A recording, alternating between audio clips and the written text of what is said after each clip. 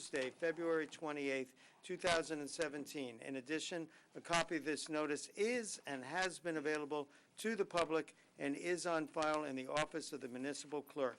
If we'd all stand for the Pledge of Allegiance, followed by an invocation by Councilwoman Chanel Robinson.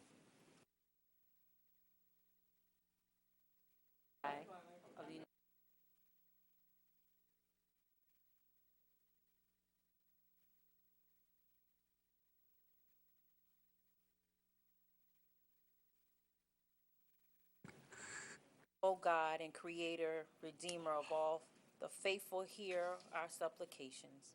And through thy infinite love and mercy, graciously grant us the strength and power in our thoughts and decisions to be for the benefit of all people at all times.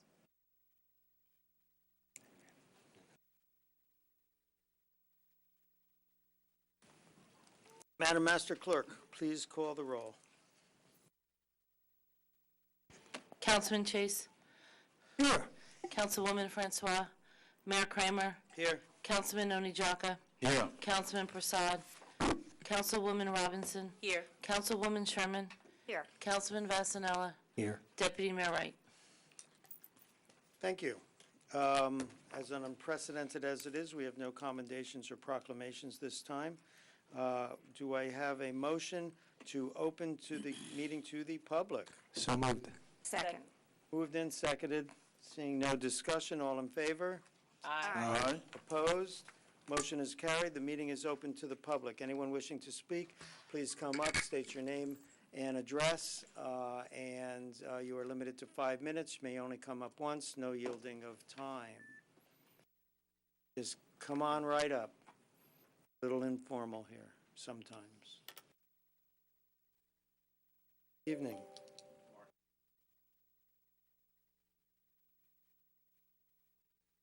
Is that microphone on? No, it's not on.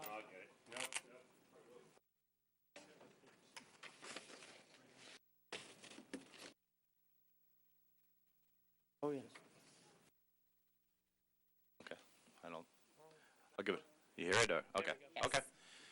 So Mark Hamill with the Palace at Somerset Park here on behalf of looking at, I guess, fireworks. There was a conversation and wanted to just have a public quick couple minutes. We've been open almost 12 years, been a good neighbor within the township, and we just wanted to let everyone know as far as within the council that we are open to any solutions to make amends. That there, I guess there's been some noise concerns. We received an email, and then we saw the article that came out a week or so ago. We were unaware, and if there's anything we can do within community relations to work directly with any of the folks, the nursing homes, Somerset Run, anyone that's in the immediate area, we definitely would like to work with the relations on that side of it. And I would like to introduce Augie, who's with Garden State Fireworks. How you doing? August Santori Jr., Garden State Fireworks. I had an opportunity to briefly look at the proposed ordinance. I'm also a lawyer, and I've had a chance to look through it. And I think, as you're seeking to do, you want to eliminate certain types of fireworks from the presentations. I don't know what the drafting, but I noticed some of the different references within it, and specifically 2 terms were noted, which would be report and salute, which are common industry terms that would be used to describe the loud bangs that I think that we're customarily used to seeing at the end of a fireworks display, whether they be with flashing light or without them. Certainly, we've been working with the Palace for probably over the last 10 years. We've done probably close to 200 shows over there in that time period, I would imagine. It's been very, very many. We've been working with the fire department, and everything has been seamless. We were never aware of any issues. We certainly can work within the confines of trying to make this more amenable. There are different types of fireworks and fireworks devices that can be used. And I just want to be clear that, and I just started to peruse the ordinance because I just got here, is it exclusively limited to the exclusion of reports and salutes? Yes. Okay. Okay. Yeah, I mean, we can easily adjust the displays to exclude those types of items. It's not a problem. We are not looking to stop fireworks. We are looking to prevent fireworks, the excessive noise of fireworks. What I would suggest, and this is just someone who's a lawyer, who's, I've worked with municipalities for many, many years. a former prosecutor that's dealt with noise ordinances, so I've dealt with all this stuff.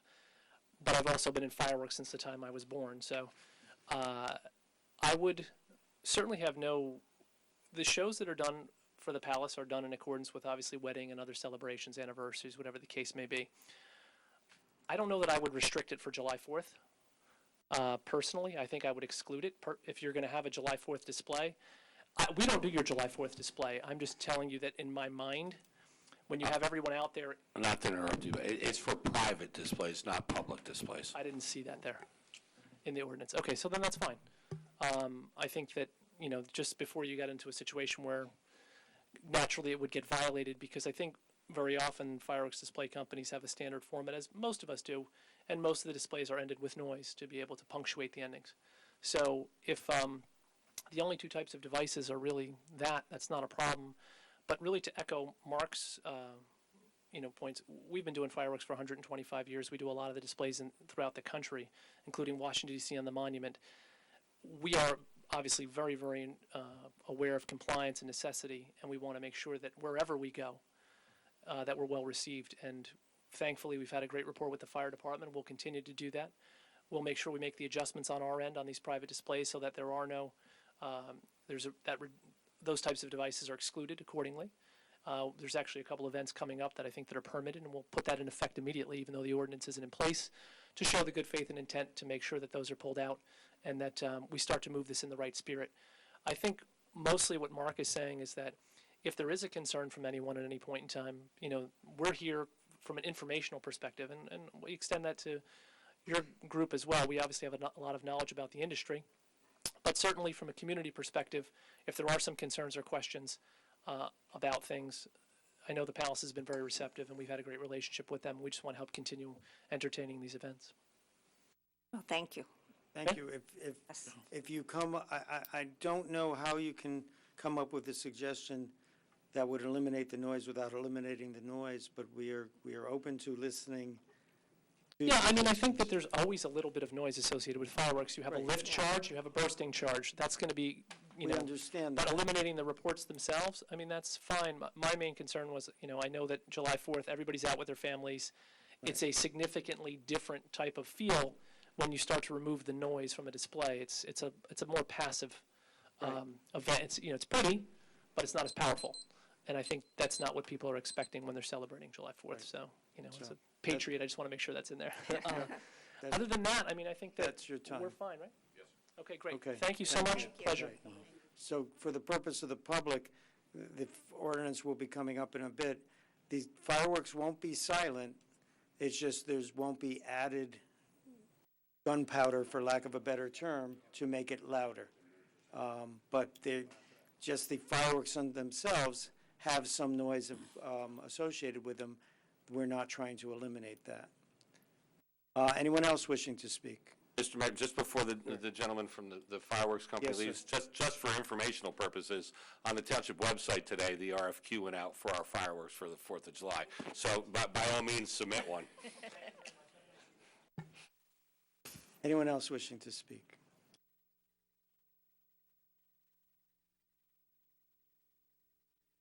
Don't argue too long, or we'll close the public session. No problem. Scott Siegel, 2301 Navy Court, Mr. Mayor, member of the council. To make the last meeting, I saw that another no-bid contract was given out to Business and Government Insurance. If you look at their website, you'll see the profile businesses. If you look at MetLife's website, for example, you'll see the same thing. Look at Guardian, you'll see the same thing. And these items should be given out for the bid because I believe, again, there's a conflict of interest. They're a max contributor to Democratic Assemblyman Joe Danielson's campaign. I think if you put it out for the bid, you might get 8 to 10 bids. Probably get a lower bid for the taxpayers.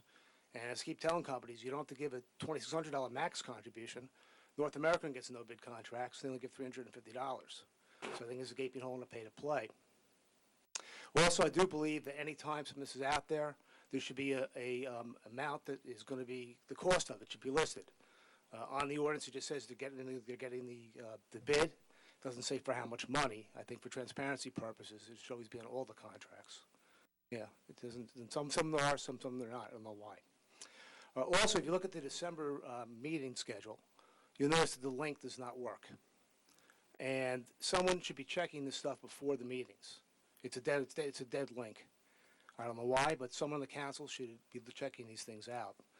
Maybe something on that agenda that some member of the public wanted to see, but they couldn't look at it, so they probably didn't come here. Also, the ordinance 4182 about the dogs and cats. Every animal I ever own has come from a shelter, so I firmly believe in that. But I also believe that we need to work with our private businesses as well. Don't forget we had the worst economic recovery since 1949 over the last 8 years. And I believe that these businesses should be inspected to see if the animals are well cared for, and it should be done on a case-by-case basis. If you have a pet shop that takes care of the animals, treats them well, there's absolutely no reason why they shouldn't be able to conduct business like any other business. However, if they're violating laws, mistreating animals, then they should be prohibited from selling them. But a blanket, you can't do it for pet shops, I think is wrong. I think it should be done on a case-by-case basis. Thank you. Anyone else wishing to speak? Hello, my name is Brian Lee of 108 Kingsbury Drive. I'm in Ward 3. I've recently been working with a bunch of people to try to get this township to pass a resolution to support any immigrants in this place that have uncertain status from the Trump administration's vastly expanded deportation orders. And I know we're working on a draft resolution for you guys, but in the meantime, I just wanted to bring up something that might be illuminating. BuzzFeed 5 days ago published an article on why hasn't Trump moved to defund sanctuary cities yet? And the article goes into considerable detail on the fact that A, they can't figure a way out to do it because defunding is controlled by Congress. And B, they would need a concrete definition of sanctuary city, and that can vary drastically. For instance, in New Jersey, as you all know, the township doesn't have direct control over the police department. So whatever resolution you issue will not, control law enforcement directly, and that would probably fall outside any definition they might come up with. And third of all, and this is actually quite delightful in its irony, in 2012, as most of you would know, the Affordable Care Act came before the Supreme Court, where Chief Justice John Roberts, in ruling against part of it, said that the federal government cannot use funding as a means to compel localities to change their policy. He called it a gun to the head. And it's extremely likely that if the Trump administration moves to defund cities, they would get tons and tons and tons of lawsuits that they would likely lose, and they know this. And the other aspect of this is whatever funding they're going to remove is likely going to be tied to law enforcement, and since it's most directly related to their goals, so that would most likely stand up in court. But on the other hand, that would be an extremely bad look in terms of publicity. So I think I'll to the article to the township clerk for you guys to peruse if you so choose, and it's just something to keep in mind in the future for you guys to consider a resolution. And in terms of a resolution, what I personally would hope for after reading resolutions that various other townships and cities that New Jersey have passed, such as Montclair, is that even though they can't instruct the police to not cooperate with ICE, that's under the jurisdiction of the state attorney general, what they can do is tell government city employees that they are under no legal obligation and therefore they shouldn't share information with ICE unless legally compelled to by a judicial warrant or by any upcoming laws or statutes that we don't have yet. And the other aspect that I would really like to see in any such resolution would be to send public notices in multiple languages about any such resolution, so that any people living in the township of Franklin who have uncertain immigration status can read that and feel more reassured in dealing with their local city government, so that they'd be less afraid to use necessary services or even report crimes and other things that would keep the city running. And that's what I have to say. First of all, I like your safety pin necklace. Oh, thank you. Very good. And I'm going to give you my card, and I'm asking you to call me. Okay. I'd like to discuss this further with you. This is an important subject.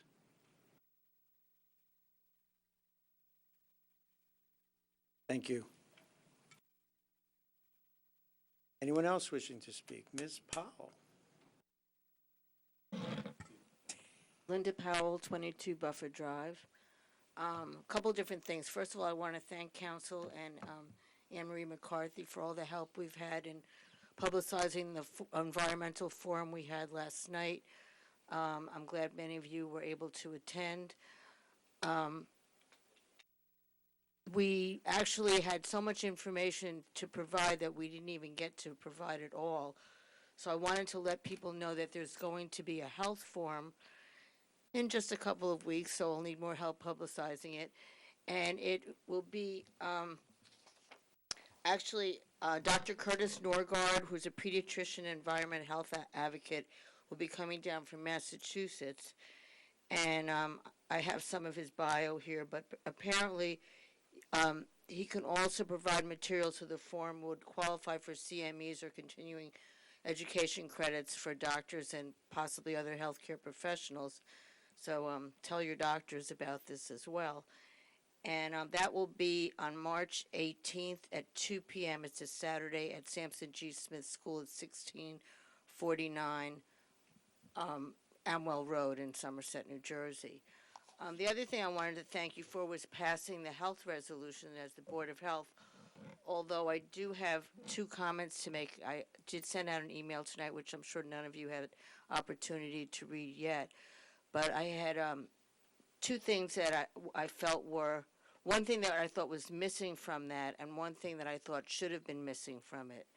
And the health resolution that was passed was not the one that we had provided, which had asked for a health impact assessment, and that this be done before the project be allowed to go forward.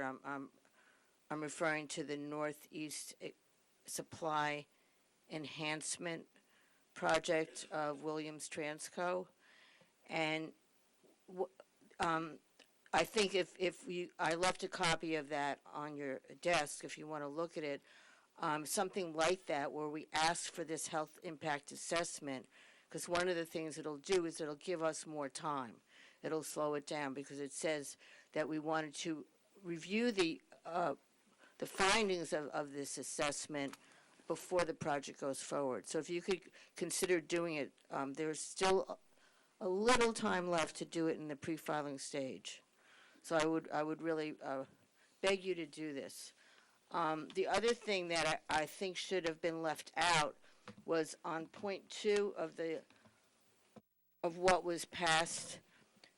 It says, the Board of Health urged Williams Company to eliminate any further consideration for a compressor station at Trap Rock locations and or other locations in South Brunswick.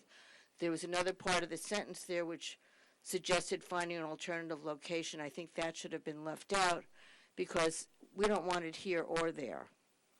And hence the poem I left for you about Dr. Seuss' birthday, which I will spare people from and will not read. But you can read it for yourselves. And I want to also thank all the groups that were involved and all the people that were involved, but there's probably not enough time in my 5 minutes. So I know our two local online papers have talked about the forum, so just check out those and you'll see all the different groups that were involved. Thank you. Thank you, Ms. Powell. Anyone else wishing to speak? Our Board of Ed President. Thank you. Good evening, Ed Potosnik, 163 Home Street, and Board of Education President. I wanted to come on behalf of the board and particularly our superintendent with regard to the Consolata Missions property and express interest from the board's perspective in purchasing that, the buildings that are there. We had a presentation at our facilities committee meeting in which our personnel director went through and sort of mapped out what that would look like. I think many of you know we have the Road to Success program, which is a high school completion program for at-risk students that has been very successful over time. And in fact, some other towns are actually sending students to it. It's currently housed in the middle school, and it can only occur in the evening hours because obviously the middle school is being used during the day. But the one larger building, and I haven't had a chance to tour the building or look at the layouts, but the staff did look at those. They thought that would be a really good fit and would allow for flexibility because a lot of the folks that are in the Road to Success program have different sort of work obligations, and having sort of a swing time frame allows them to work in the morning or work in the evening versus just knocking out the evenings, which is a lot of time the kinds of jobs that they do. And in addition to housing the Board of Education offices, as many of you know, we're over on Amwell Road.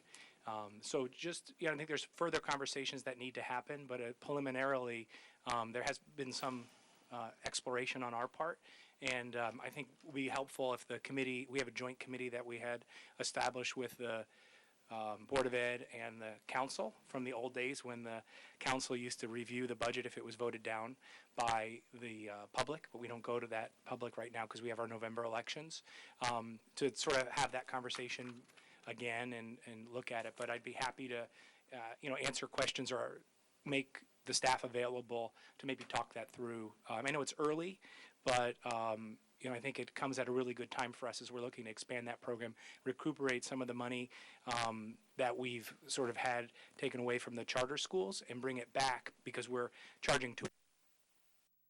Is that a hint? Oh, charging tuition for this successful program. So anyway, I just want to kind of throw that out there and appreciate the opportunity. I also would second Linda's comments about the compressor station meeting yesterday. A lot of you attended. Thank you very much. Much more work to be done in that area, which is an important issue as well. And then lastly on fireworks, which I know are on the agenda, a little personal story. My dog Xena recently grew a terror of loud noises, thunder, and fireworks. And on 3 different occasions, she actually opened the front door and the screen door outside of that and escaped the house. We had to put a deadbolt in that was higher than she could reach on her hind legs from those loud noises. And I think you expect them around 4th of July, just by nature. But this was, one of the incidents was totally, random street thing with Rutgers and everything else on that side of town. And, it's pretty scary. I know a lot of other dogs have that. So I just kind of wanted to flag it. It's, now we have a lock, so we have it under control. But that is something that can be very disruptive for animals as well as children. So, and that concludes my comments. Thank you, Mr. Potasnik. Anyone else wishing to speak? Mayor, seeing no one else come forward, a motion to close the public discussion portion of the meeting. Seconded. Moved and seconded. Seeing no further discussion, all in favor of closing the public's discussion, say aye. Aye. Opposed? Motion is carried. Public discussion is closed. We are now moving on to council committee reports and comments. I will remind council this is a long meeting, so if we can keep it brief, that would be appreciated. We will start with our esteemed councilwoman, Raj Sharma. Esteemed. Very nice, thank you. A couple of things. The young man who spoke about immigration, coincidentally, I happened to be at a meeting today of the Mayor's Forum. This was in Middlesex County, and I met someone from Highland Park. I'd read several articles about what Highland Park was doing with regard to immigration and asked whether we could work to, I could work with him, or I know the mayor is interested in this issue also. So he's going to send me an invitation to a meeting that's coming up in the near future, and I'm going to extend it to the council and anyone else who would like to attend.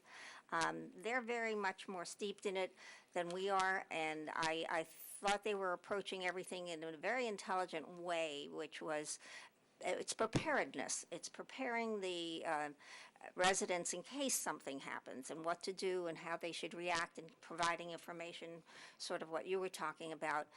He mentioned working with an organization called New Jersey Alliance for Immigrant Justice.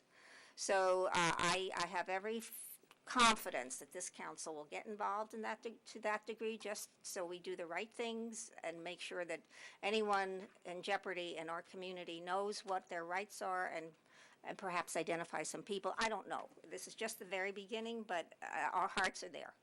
So understand we're behind that. Okay. I also would like to just send a word of congratulations to our engineering department. I had a complaint from someone whose mom was having difficulty. She walks with a walker and found some of the sidewalk going to the library was uneven, and he just immediately said, yes, they're absolutely right. This is not what it's supposed to be. So it should be level, and where it's not level, so it's a tripping hazard. So if anyone sees anything like that happening, just let us know, because we consider that to be an important issue. We want to make sure our seniors are without added dangers that they don't need. And I think, just a quick word about the fireworks. I live in Somerset Run, which is quite close to the palace, and I have gotten many complaints over the years, and much of it, it's animals, definitely animals, but the article that that was published recently talks about the wildlife. I never did think about the wildlife, and we certainly do have wildlife around the palace and in that area, and it has the same effect on the wildlife as it does to domestic animals. It terrorizes them and causes, in fact, they even talked about birds falling from the sky. So we love fireworks, and we want to have the joy of the fireworks, but I was really grateful to the palace for their cooperation and their very proactive approach. Thank you, Mr. Mayor. Thank you, Councilwoman Sherman. Councilman Charles Only-Jacome. Mayor, I just want to make one little comment. I'm happy to hear that the Board of Ed, from their president, that they're interested in a consulator. I think that's a very good move. I think that'll be very, very helpful to Franklin, and most especially my own ward, which is because consulator is in my ward. So I think I'm happy, and I want to let him know that I'm very, very happy to see that they're interested in it. Thank you. Thank you, Councilman. Councilwoman Kimberly Francois. Thank you, Mayor. Was at the Councilman Wright and I were at the redevelopment agency meeting last night, so we could not participate in the compressor public hearing. But I want to just say, keep up the good work, and you have my support, and we need to keep doing our due diligence and making sure that we can prevent that from coming to Franklin. So thank you for all your hard work. Thank you for coordinating that, and thank everybody for coming out to that event. And I will be on vacation for the next one. I'll be out of town, so the March 18th I won't be there either, but I'm there in spirit. I also wanted to just say one thing. We had our 5th annual Black History Month from the celebration from the Franklin Youth Initiative on Saturday, February 18th. I'm proud to say that we had over 300 youth there. We've outgrown our facility, that senior community center. I think we got to find another venue. And we had people come from all over. We had acts from all over the state of New Jersey and Philadelphia. And we had a really, really good time. And we even had a guest rapper that nobody knew was coming. And he just kind of showed up. I can't even think of what his name is. What was his name? Wu-Tang. Thank you, Councilwoman. She was there. She witnessed the whole thing. So we had Wu-Tang Clan show up, and he talked about, he's a legacy, right? And he talked about how he couldn't believe that Franklin Township was doing all this work for the youth, and he congratulated the parents that were there. And we had a really, really nice event, and we had over like 33 performances. So I guess next year, since we're getting bigger and better, we're going to have to look for, maybe the school system will let us have our event in one of the auditoriums there. But thank you, Mr. Mayor. We enjoyed our Black History Month celebration, and the kids are already talking about the event for next year. Thank you. Thank you, Ms. Francois. You know, if Wu-Tang can't show up, Councilman Prasad is an excellent rapper. Councilman Fasanella. Didn't know that, Councilman Prasad. Yes, we do have a lot of things, Mayor, on the agenda, so I'll be quick. We had a few meetings. Our Public Works meeting is postponed for a few weeks. But I wanted to respond, I think, I forget, someone brought up about the pet ordinance. At the time it's introduced, I think it would be appropriate because it is a major change and I think a needed one. But I'm sure our attorney could explain it in the finer points of it when we get to it in the introduction, if that's okay. Better he explains and we can comment then. Just if you can stick around, or anyone who wanted to hear about that. Otherwise, the meeting last night, 3 hours flew by pretty quick. It's a lot of information, doing a wonderful job. We had our state senator, state assemblyman. We had quite a few people, and I know some of our a couple of other council people would have been there, but they were at other meetings. So you've assembled a wonderful team. Not going to get into it now. You have links. You have everything available. I just hope, from my understanding, everybody will need to kind of do their part if there is going to be a reasonable chance that it will be given a thorough and objective review by the federal agency that needs to review it. So again, thank you for the presentation, and the fight continues. That's pretty much it for tonight. Thank you, Mayor. Thank you, Councilman. Councilman Ted Chase. I forgot your name for a moment. Thank you, Mr. Mayor. We haven't had committee meetings lately. We didn't have a Public Works Committee meeting today. I think the majority of the council was at the forum last night, and we certainly heard about a great many aspects of the compressor. Even though I've been staying close to this issue all along, I learned a few more things, and I encourage everyone to get in comments to the Federal Energy Regulatory Council before the official application is filed on March 27th. After that, we have to start all over again and repeat our comments. I know that the Environmental Commission is actively discussing a resolution and should pass a resolution at its meeting next Monday, which then Council can endorse at its next meeting, which will still be before the closing date for comments. I've been in touch with a representative of the Department of Transportation about the Route 518 bridge over the canal, where work has been stopped for some time. Apparently they discovered creosote contaminated soil, which they had to remediate. She tells me that work on the bridge should restart this next Thursday morning, although she feels they've lost at least 4 weeks of progress on the bridge. So I hope that this will be finished within the next month. Maybe Ms. Rapaki can update us on that.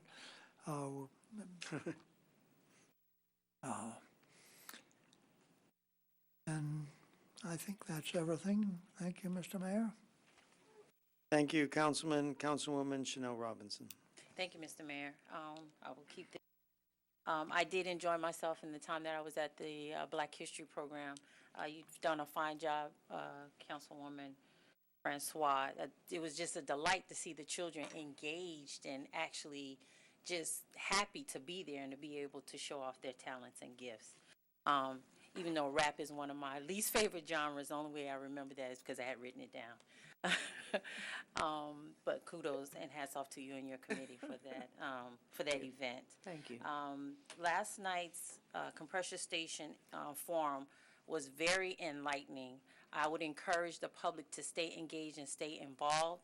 While the room was packed, or the auditorium was packed, it still cannot be packed enough if we want to defeat and have the compressor station not be in Franklin Township. It is a must have and a must-do that we stick together, stick with the fight, and never give up. It may be a long road, but we have to stay the course in order for us to get what we want. And since I shared Dr. Seuss's birthday, which is this Thursday, I will use the rest of my time to read this poem. Boys and girls. Compressor station ode. We don't want it here or there. We don't want it anywhere. We don't want it to do harm near the farm or disrupt the Buddhist calm. We don't want it by the schools or the churches or the temples or the shuls. Do no harm is what we swear. About our health we do care. We don't want those toxins in our air or in the water or the land. More pollution we cannot stand. We do not want it here or there. We don't want it anywhere. In Franklin. Thank you, Mr. Mayor. Well, I take it back. Chanel Robinson outdoes you, Mr. Prasad. I concede. Okay. Councilman Prasad. Thank you.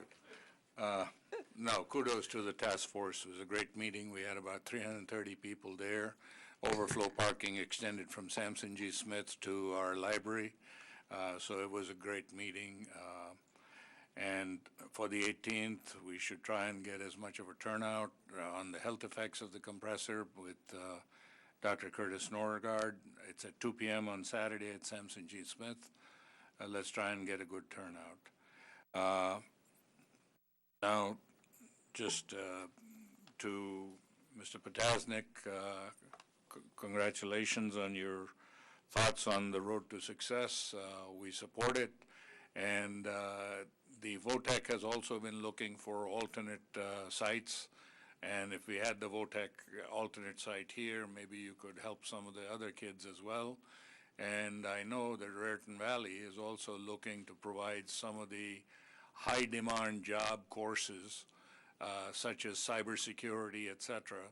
So you may be able to find some funding partnerships with the county and be able to get them to come in and help out with educating our people in high-skilled jobs so that they'll bring a high income into Franklin. And so that is something that we may want to explore further. But thank you for stepping up. We'll definitely appreciate all your help, and we'll work together. Now, on a more serious note, a couple of days ago, there were a couple of Indian Americans that were having a drink at a bar and got shot and were told to leave the country. And we've also had incidents in the last week of desecration of Jewish gravestones in St. Louis and in Philadelphia.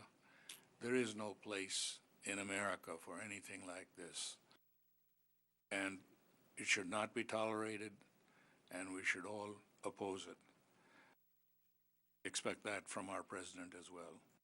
So that said, thank you, Mr. Mayor. Thank you, Mr. Prasad. Excellent words. Deputy Mayor Carl Wright. Thank you, Mr. Mayor.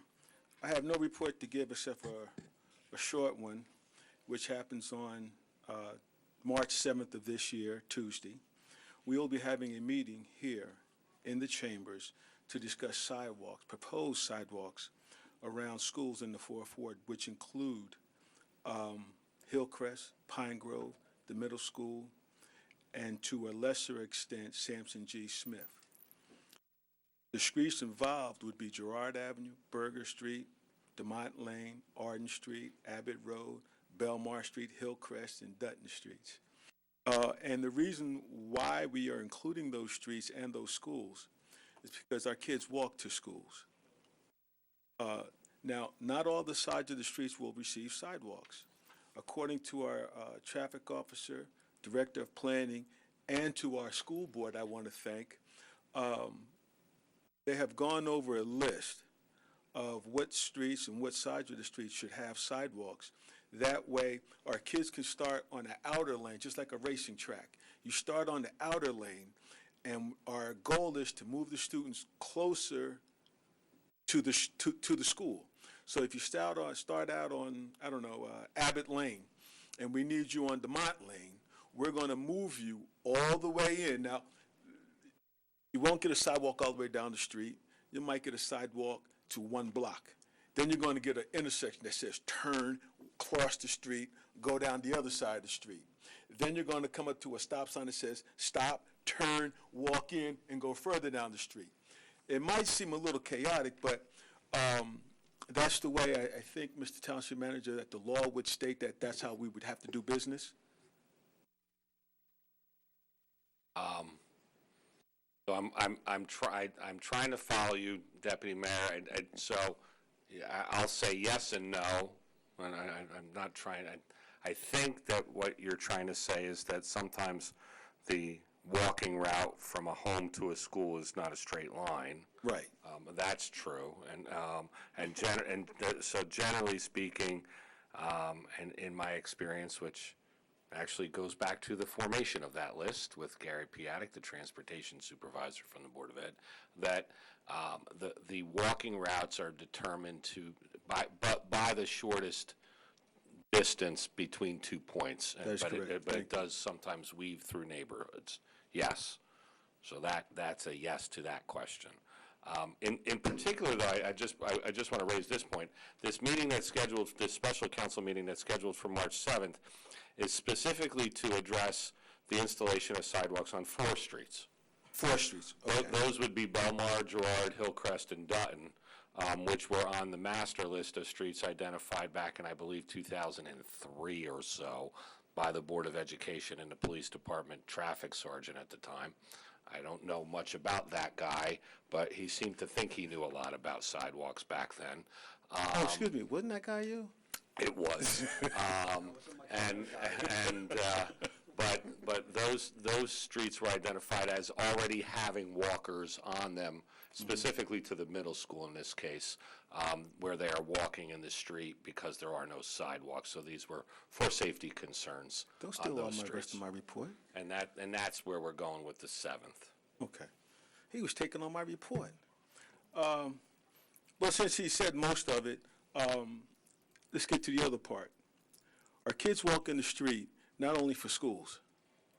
They walk in the streets going to the store. They walk into the street to go to their friend's house. Adults walk in the street going to friends' houses or just get that calisthenics walk in and things of that nature. So we need to look at that because it's a safety issue.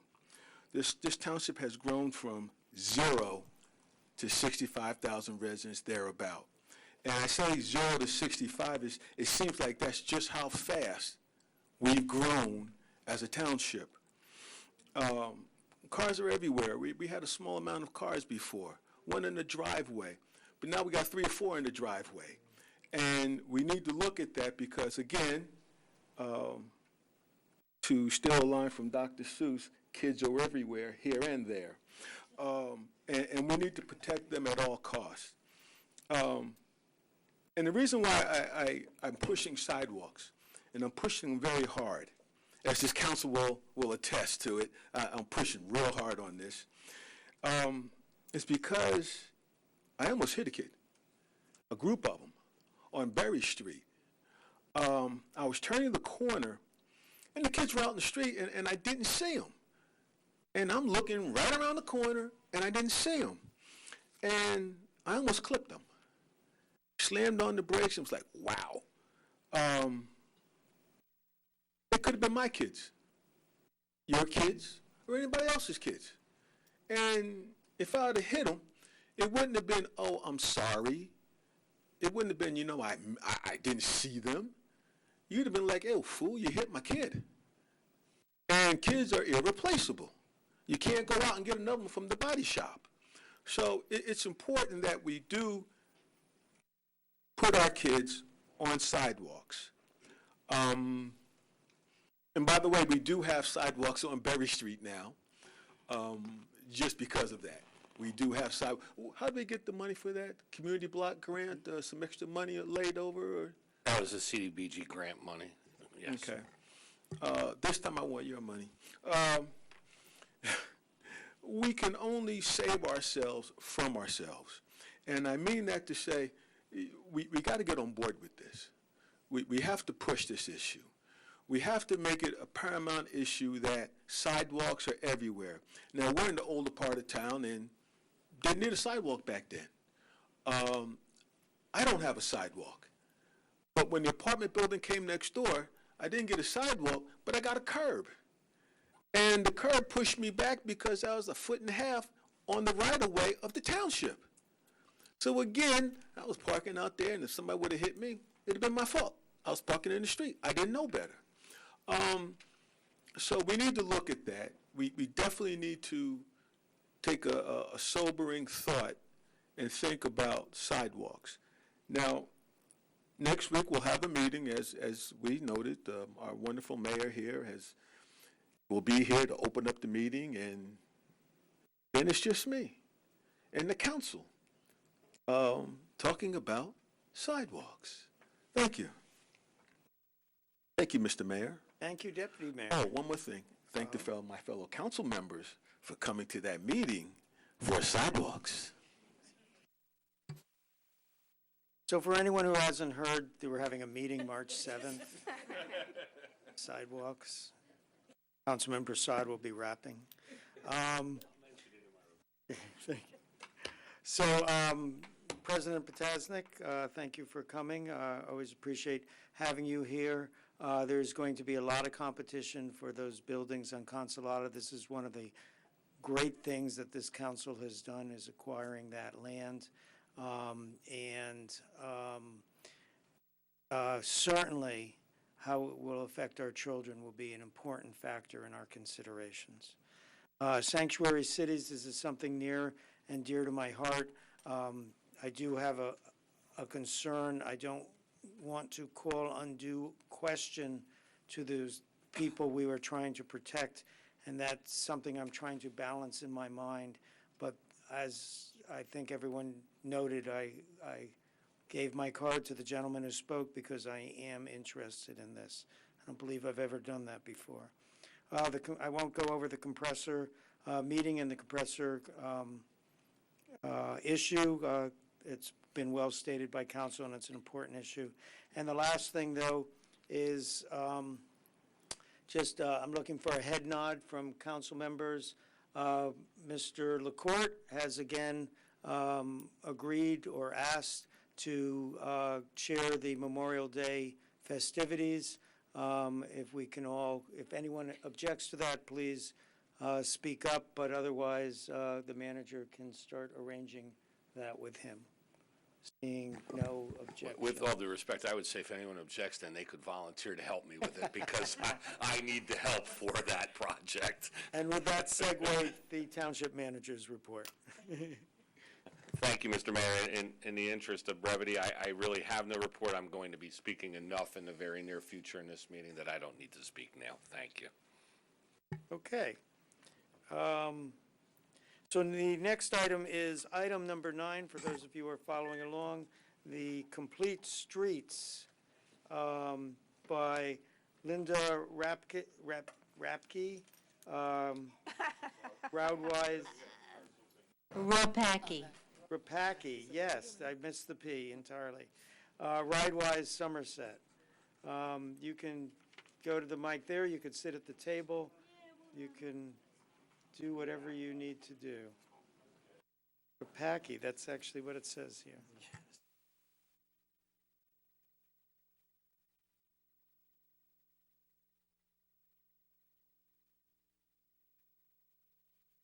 For that night, and then we're going to meet again. I might say that I've heard Ms. Rapaki on several occasions on this subject, and I wanted the whole council to hear this, because it's, unless you get it from somebody who really knows it, it's a bit difficult a topic to get your hands around. But I think that all the discussion we've just had about sidewalks fit, and the need for them fits right in.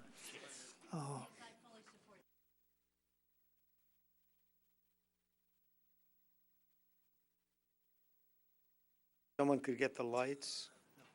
And I'd also comment that I know that a number of the communities around us, like Hillsborough and I think Somerville, And it's this year. have adopted a complete streets policy. You're welcome.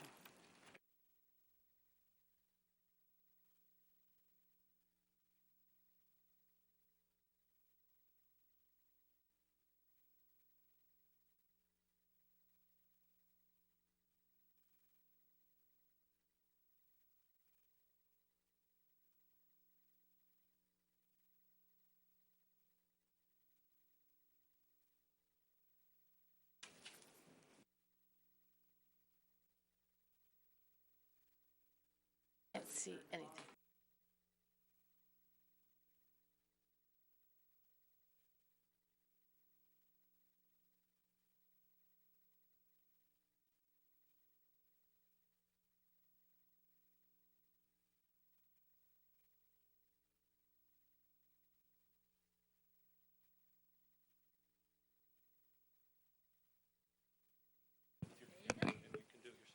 Perfect. Can't see when he's standing. Doesn't work, it doesn't, okay. Okay, good evening, everyone. Good evening, members of the public. Mayor Kramer, thank you for having me. Thank you, Councilman Chase, for inviting me. Couple of comments. I am Linda Rapacki. I work with RideWise TMA. TMA is a Transportation Management Association. In New Jersey, there are 8. I have the laser focus of Somerset County only. I'm a 25-year county resident. I live in neighboring Hillsborough. I hope nobody will hold that against me. I frequently transfer and transgress through Franklin Township, both on a bicycle. I ride from Hillsborough to New Brunswick. I am always in your township roads. And I also transfer myself through your township in a vehicle. So I have the unique perspective of going through your large expanse of property both ways. We're going to talk tonight about complete streets, and let's see, how do I make that work? And if the videographer doesn't realize she's showing a presentation. I should.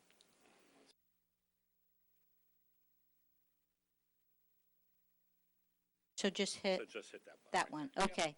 So if you do not know what Complete Streets is, Complete Streets is a designation by the New Jersey State Department of Transportation that basically cares for all users during construction or newly designed roadways by keeping the needs of all different users, bicyclists, walkers, people that drive a car, people that are going to use transit, individuals that are using a scooter or mobility device, and ensure safe access and mobility for all those users on the roads. The New Jersey Department of Transportation created an umbrella policy. It still stands today, since it was created in 2009 as the #1 policy in the country. Other states come to New Jersey and asked for guidance from New Jersey about how to do this in their states. This was a extremely well thought out policy, and it was and still remains the benchmark for everyone in the United States. However, the state said, I have all these municipalities in my state. I want each of them to individually determine what is the best policy for your individual municipality. So that is why it's not a mandate from the state that you, Franklin Township, must have a complete streets policy. However, the state would like all municipalities to have a complete streets policy for when they're applying for local aid grants. There is benefits to being able to check the box that says we have a complete streets resolution or ordinance passed. Basically, a complete street is just designed so that everybody can use it the same way. What does that look like? Maybe a sidewalk has no curb cutouts. So how does the person in a scooter get from the end of the sidewalk across the street?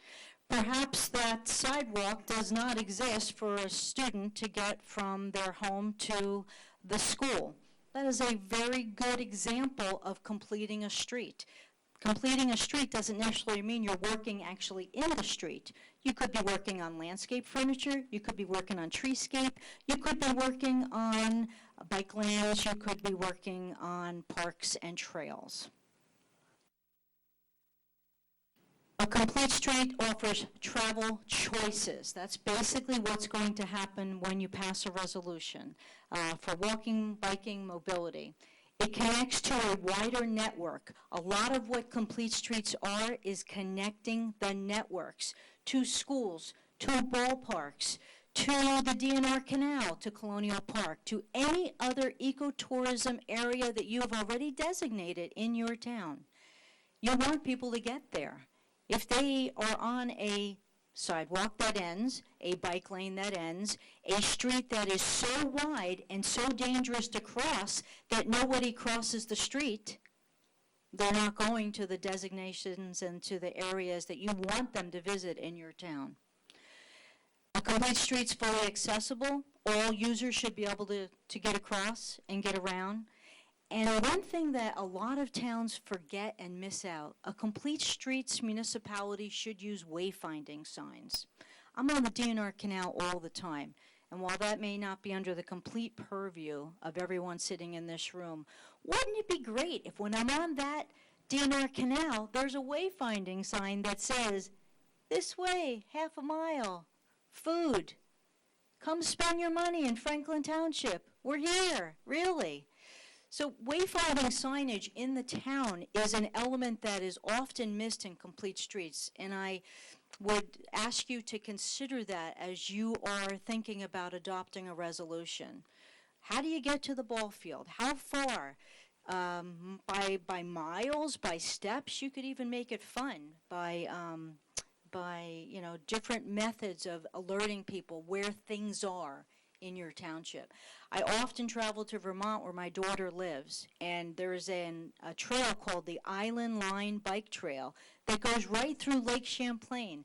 One of the neatest things about it is in the middle of this beautiful bike lane, there are signs for Canada, Boston, New Jersey, all these different places. Wayfinding signage is a great thing, and you shouldn't be overlooked. So here's the state. The state has 134 New Jersey municipalities that have adopted complete streets. There are 8 counties across the state that have adopted a county policy. We are very lucky in that Somerset County has just recently passed their umbrella policy just last year.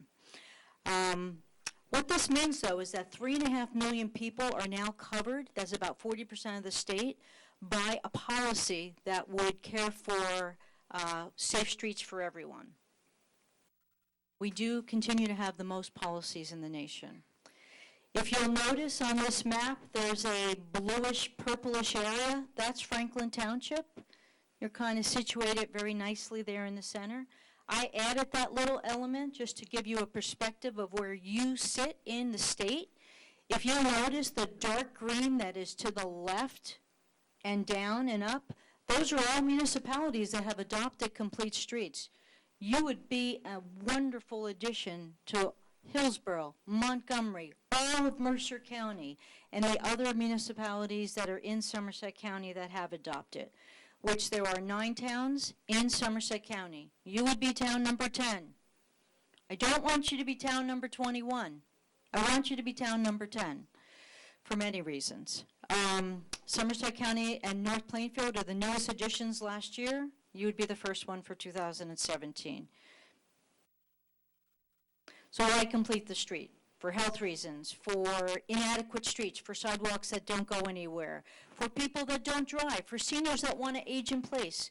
We want all this to happen in these towns, and for many of the reasons that streets are not completed, individuals choose to leave.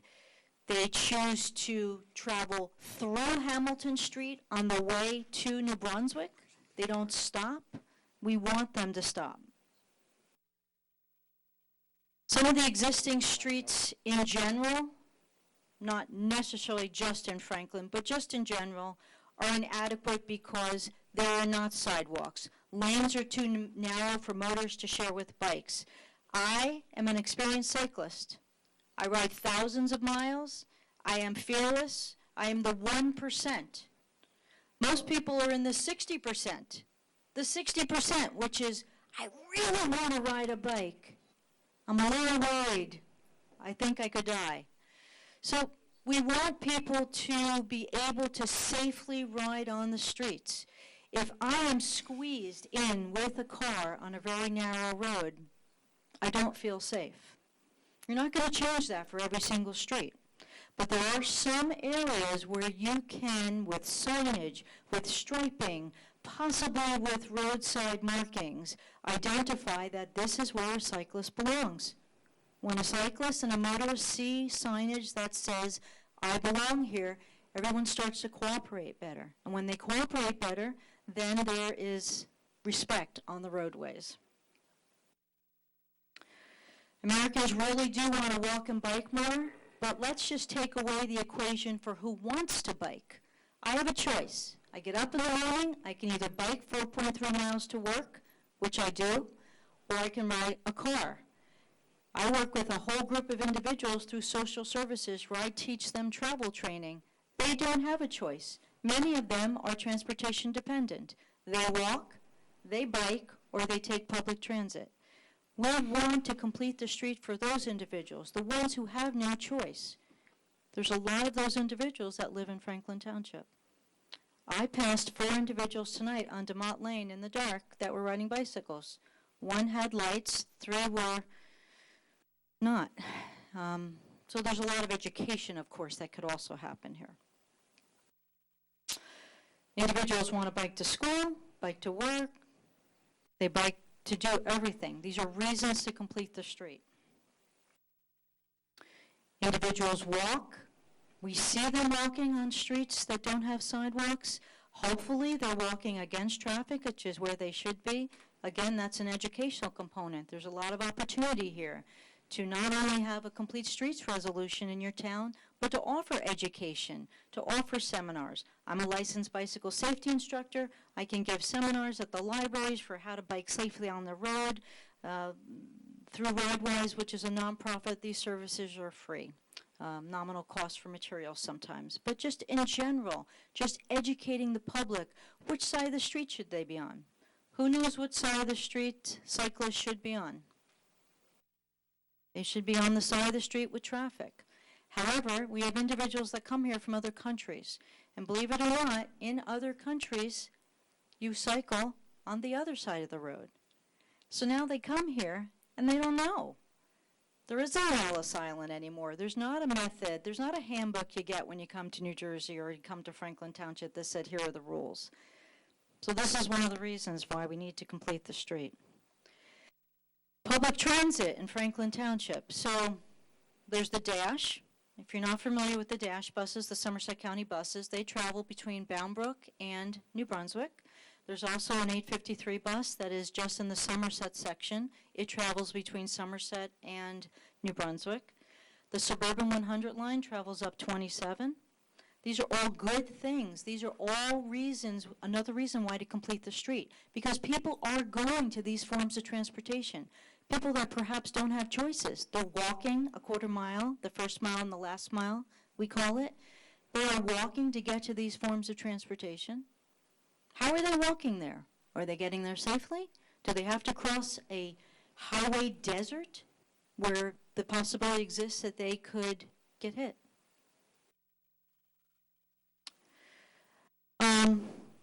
One of the most common arguments against eliminating parking. So people say, well, when I complete the street, what do I have to do? Do I have to give up parking spaces for bike lanes? Do I have to stripe, different ways so that these streets are not deserts anymore?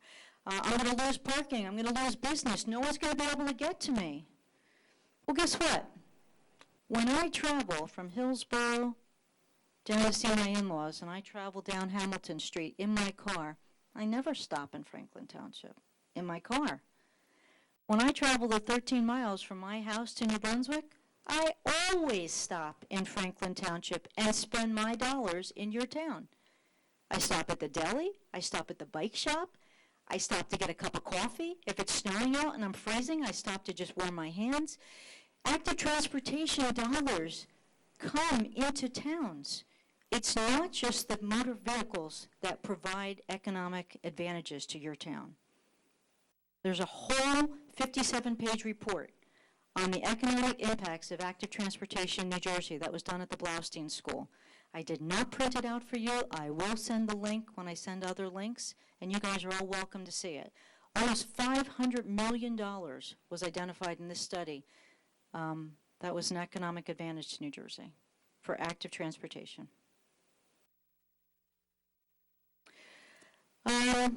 Towns that have passed complete street resolutions consider all roadway users when they design and install pedestrian and bicycling signage. So those signs that go in the middle of roadways, that is something that as you start to consider complete streets in all your departments, planning, engineering, everybody gets to sign off on projects. Now you're thinking, okay, wait, we're doing a project that has a large amount of pedestrians crossing here. That's an area that should have a in-roadway signage. Or there's a halt countdown signal that perhaps should go in a spot where we're seeing a large group of individuals trying to cross. Signage can be key in towns that adopt complete streets. Every 2 years there's a Complete Streets Summit. The next one is this year in October 2017. It's held right over here at Rutgers. I'd like to see Franklin Township receiving their award that says they have adopted a resolution. A complete street is going to look different for every single street. This happens to be one street in Somerset County. It's in Somerville. You don't see sidewalks on this street. Every complete street is not going to be the same. However, on one side of this, there's a park. On the other side, there's a connection to the Petersburg Greenway. This striping wasn't there. Those signs weren't there. Just the addition of those kinds of things makes everyone aware. Here are going to be extra groups of people crossing. Here are going to be children that may be kicking balls. Keep an eye out. Be aware. This is what a complete street can look like. Passing a complete streets resolution gets all departments on the same page when it comes to road improvements, capital planning, and paving. My friend Dave Coyce, who lives in Hillsborough and is the business advocate there. Some of the things that you may want to consider if you are looking forward to complete streets or what does it mean for my town is revisiting your master plan with regards to bicycling and walking. Where are the bike paths now? Where could they go? Where can they connect to? How does a child walk or bike from their home to each individual school? That's what Hillsborough is actually doing right now. And the Department of Transportation offers a free program that will come out and help you assess that. Free program. There are so many resources available to assist in this whole endeavor. Manville's going to have a road diet. If you're familiar with where the Walmart is and the cinema, that is a 2-lane in each direction roadway with a high incidence of pedestrian crashes, pedestrian and vehicle crashes. NJTPA awarded $3 million and through their local safety program. Next year, that is going to become 1 lane in each direction. It's not finalized yet. With, I believe, a turning lane. And that mayor who has adopted complete streets in Manville said to me, I want bike lanes on this roadway. I have a whole population that is transferring themselves around via bicycles. So that's going to be hopefully one of the planning elements in there. So let's just look really quick. I'm almost done. Some images before and after of what complete streets can look like. So here's just a state highway, couple lanes in each direction. Doesn't look horrible. There's a little bit of a sidewalk, a little bit of a shoulder there. But look what happens when you add some design elements. You've put in a walkway for people who are walking, who are in mobility devices, who are pushing a stroller, who's walking a dog. You've identified some signage on the roadway, the pavement area. So it says bicycles belong here. Look out, be aware. Is that bike lane going to save someone from getting hit by a car? No, it's not. That's not the purpose of it. The purpose of it is to identify that this is who belongs here. This is what you can expect. That is what a complete street does. Here you have a suburban roadway. I'm sure many Franklin Township roads look just like this. You got sidewalks, you have, not the garbage can, sorry about that. But you have sidewalks, you have driveways that empty into just a big desert of a street. Or you have something more, something fun, something designed to accommodate all users. We have a lot of rural roads in this county. PPAC Gladstone Far Hills has adopted a complete streets policy. Anyone ever been to Far Hills? They don't have any sidewalks. All the roads are these little tiny rural roads. I bike on them. However, signage, possibly some identifiers on the roadway to help people understand what to expect, especially when there's curves or blind areas, that can be considered a complete street. County Road 518 in Hopewell, before it really was just a roadway for vehicles. There was no space for anybody, and a lot of people were walking on it. So when the county got involved, there's now stormwater management, there's an area for bicycling. You'll notice if you're on Great Road and you make a right, that whole stretch before you get up to Pennington there, it's now a street designed for everybody. So, promoting healthy lifestyles, connecting the corridors, reducing traffic congestion, reducing reliance on fuel. There's a lot of reasons. This is a very glossy, high-level overview. So, what do you do once you pass a complete streets resolution? The first thing you need to do is to pass a good complete streets resolution, not just some lip service, not just something that says, yeah, okay, we're going to think about this, and occasionally we'll put it in. Have a checklist. Have every department on board. Have the council part of that checklist. We have reviewed this. We know what's going on. We agree, we don't agree. Implement things. There's a new guideline coming out. Well, there existing right now is the New Jersey DOT's Guide to Creating a Complete Streets Implementation Plan. So if you pass a resolution and you're not sure what to do, there's a whole guide already. There's another guide coming in this spring. And I just saw the beginnings of it at the New Jersey Bike and Walk Summit last Saturday, which was held in Princeton. And it looks really great. It basically takes all the little guidelines, AASHTO and NACTO and all of those, puts it into one place and shows you exactly what you need. How wide should the street be? How wide should the bike lane be? How wide should the sidewalk be so that it accommodates all users? Revisiting our master plan, maybe mapping bike and ped connections. And that's it. I will provide this presentation for the council, for the website or whatever. And I also have one of these for all of you. It has my business card on it. Councilman Chase, thanks again. I've attached some draft resolutions in here, one of which is the county's, one of which is Hillsborough, and then a smaller town. But I can work with you to create a draft resolution, and then you can redline it. That's how we could start this process if you wanted my assistance. And if you want to do it yourself, that's fine too. I applaud you. Someone from my staff may come to the March 7th meeting. We have a Safe Routes to School coordinator, and our staff, that's all he does, is work with schools to identify gaps in the roadways and in the walkways for getting kids to school. So I'm going to let him know about your meeting. Thanks for your time. I know it can be a little dry sometimes, but I appreciate it. Thank you. Thank you very much. Want to make any? Councilman Chase, you want to add any comments? You don't have to. Well, I was having some thoughts when Councilman Wright was speaking about routes planned out for kids to get to school.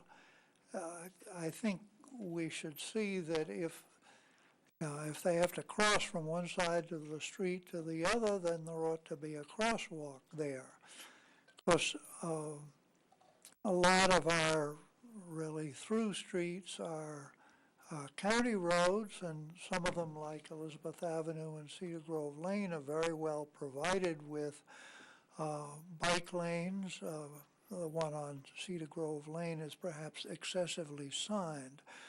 But I wish we had bike lanes, for instance, on South Middlebush Road. We have a plan for a north-south bikeway, but that will be something to be constructed de novo through a 6-mile run, so that we'd have to get an awful lot of grant money to do that. But that's something I hope will happen someday. But in the meantime, I think we should be looking for streets where we can readily add bikeways because they're wide enough. For instance, Schoolhouse Road, perhaps Randolph Road. Randolph Road should be repaved either this year or next year.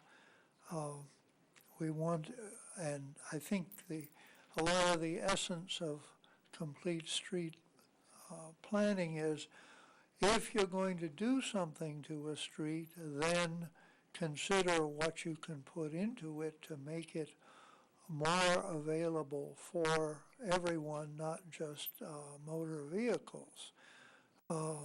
Sometimes we don't have room. There's really no possibility of expanding Canal Road, for instance, although it's a heavily bicycled road. And incidentally, Mayor Kramer, I had a resident of Canal Road just south of the center of Griggstown ask, couldn't we close down Canal Road sometimes in the summer in favor of bicycles and pedestrians? And I said, we already do from East Millstone to Butler Road, but I'd like to expand that to from the Griggstown Causeway to 518, at least some Sundays during the summer. So there's things we can do, and I think we really need to work on them, and I Might I hope that suggest it can that- be the sense of council to work on a resolution, a complete streets resolution. I think that Sustainable Jersey has a model resolution, and with Ms. Rapacki's help, I'm sure we can design one that's good for Franklin. Might I suggest you bring it up at Public Works? I will because our next Public Works meetings are usually just before the second council meeting of the month, so it'll be a while before we have another one, unless we have a special meeting of the committee. All right, the township attorney has just reminded me we have 9 public hearings to have in this meeting, so unless there's any other comments, I shall move on. Seeing none. Approval of the minutes of the Township Council, Township Council Reorganization Work Session, regular meeting, January 3rd, 2017 at 7 p.m., and the Township Council Work Session, regular meeting, January 24th, 2017 at 7 p.m., are hereby presented for approval by the Township Council, and I await a motion and a second. Moved. Seconded. Moved and seconded, seeing no discussion or corrections. Madam Clerk. Councilman Chase? Yes. Councilwoman Francois? Yes. Mayor Kramer? Yes. Councilman Oni Jaka? Yes. Councilman Prasad? Yes. Councilwoman Robinson? Yes. Councilwoman Sherman? Yes. Councilman Vasanella? Yes. Approval of the minutes, approval of the warrants. Warrants in the amount of $2,361,439.61 on February 28, 2017 are presented to the Township Council for payment. Do you have a motion? Motion to pay. Second. Moved and seconded. Discussions, questions, seeing none. Madam Clerk. Councilman Chase? Yes. Councilwoman Francois? Yes. Mayor Kramer? Yes. Councilman Oni Jaka? Yes. Councilman Prasad? Yes. Councilwoman Robinson? Yes. Councilwoman Sherman? Yes. Councilman Vasanella? Yes. It is now time for the calendar year 2017 Hamilton Street Special Improvement District Budget. A resolution read, calendar year 2017 Hamilton Street Special Improvement District Budget by title. So this is a resolution so that we do not have to read the entire budget, but to read it by title. The following resolution is presented to the Township Council for adoption. Do I have a motion? So moved. Seconded. Moved and seconded. Any discussion on that? Seeing none. All in favor, say aye. Aye. Opposed? Motion is passed. I'm sorry, did we need a roll call on that? Okay, thank you. Okay. So now we have a public hearing on calendar year 2017 Hamilton Street SID budget. Do I have a motion to open to public hearing? So moved. Seconded. Moved and seconded. All in favor, say aye. Aye. Opposed? Motion is carried. The meeting is now open to what limited public we have here for discussion on the Hamilton Street SID budget. Anyone wishing to speak, please come to the mic and say your name and address. And I guess there's enough light there. Yep. Do Kelly, we need to put the lights on? I think the camera will show because we're going to be putting the lights out again later. Oh, we are. Okay, good evening, Timothy Kelly from the Hamilton Street Business District. Basically, our budget is all out of surplus this year. We will not be levying any type of assessment. The main thing we want to get done is working on the streetscape, which is the new trees. So most of our budget will go for the removal of trees, replacement of trees, any sidewalks that might have to be fixed. We will also still be doing some public safety stuff and marketing. We're definitely going to be doing our trunk or treat again this year. That was a great success. We're also going to do the ice cream with the community police officer again too, and we'll be sponsoring a couple events, the Week of the People, and I think we also sponsor the police camp. And the African Day Parade. And that too, yes. And then, basically, if you haven't been down Hamilton Street lately, we have many projects going on. They finally demoed the block of Ambrose to a Home Street, which is going to be one of our bigger projects, a 100-unit building with, I think it's 15,000 square feet of retail, and it pretty much takes up a 1-acre block. We also have 2 other buildings that are being built right now, smaller projects, and we had 2 that were completed last year, and we also have 2 more approved ones that are pretty big projects that hopefully they will be starting soon. So if anybody has any questions, I'll gladly answer them. If not, everybody have a good night. I know you have a lot more stuff to do. So. Thank you. Thanks. Bye. Thank you. We're so proud of what's going on in Hamilton Street. Anyone else wishing to speak? Mr. Mayor, seeing no one else come forward, I move that we close the public session. Second. Moved and seconded, seeing no discussion. All in favor of closing the public discussion, say aye. Aye. Opposed? Motion is carried. Dominic, are you going to be speaking, or are you just here for questions? Okay. No, that's very good. I just wanted to give you a chance. Okay, so we're up to Resolution 1779, adopt the calendar year 2017 Hamilton Special Improvement District budget as introduced. So moved. Seconded. Following resolution is presented to the Township Council for adoption. Moved and seconded. Any discussion on the budget? Seeing, I believe there is, correct me if I'm wrong, Mr. Manager or Mr. Dominic, there is no assessment this year. That's correct. The chairman had mentioned that this is out of surplus from the previous Right. years, and that there's no purpose for an assessment this year. Great, that means they will not be paying the special SID tax. Moved and seconded, seeing no other discussion, Madam Clerk. Councilman Chase? Yes. Councilwoman Francois? Yes. Mayor Kramer?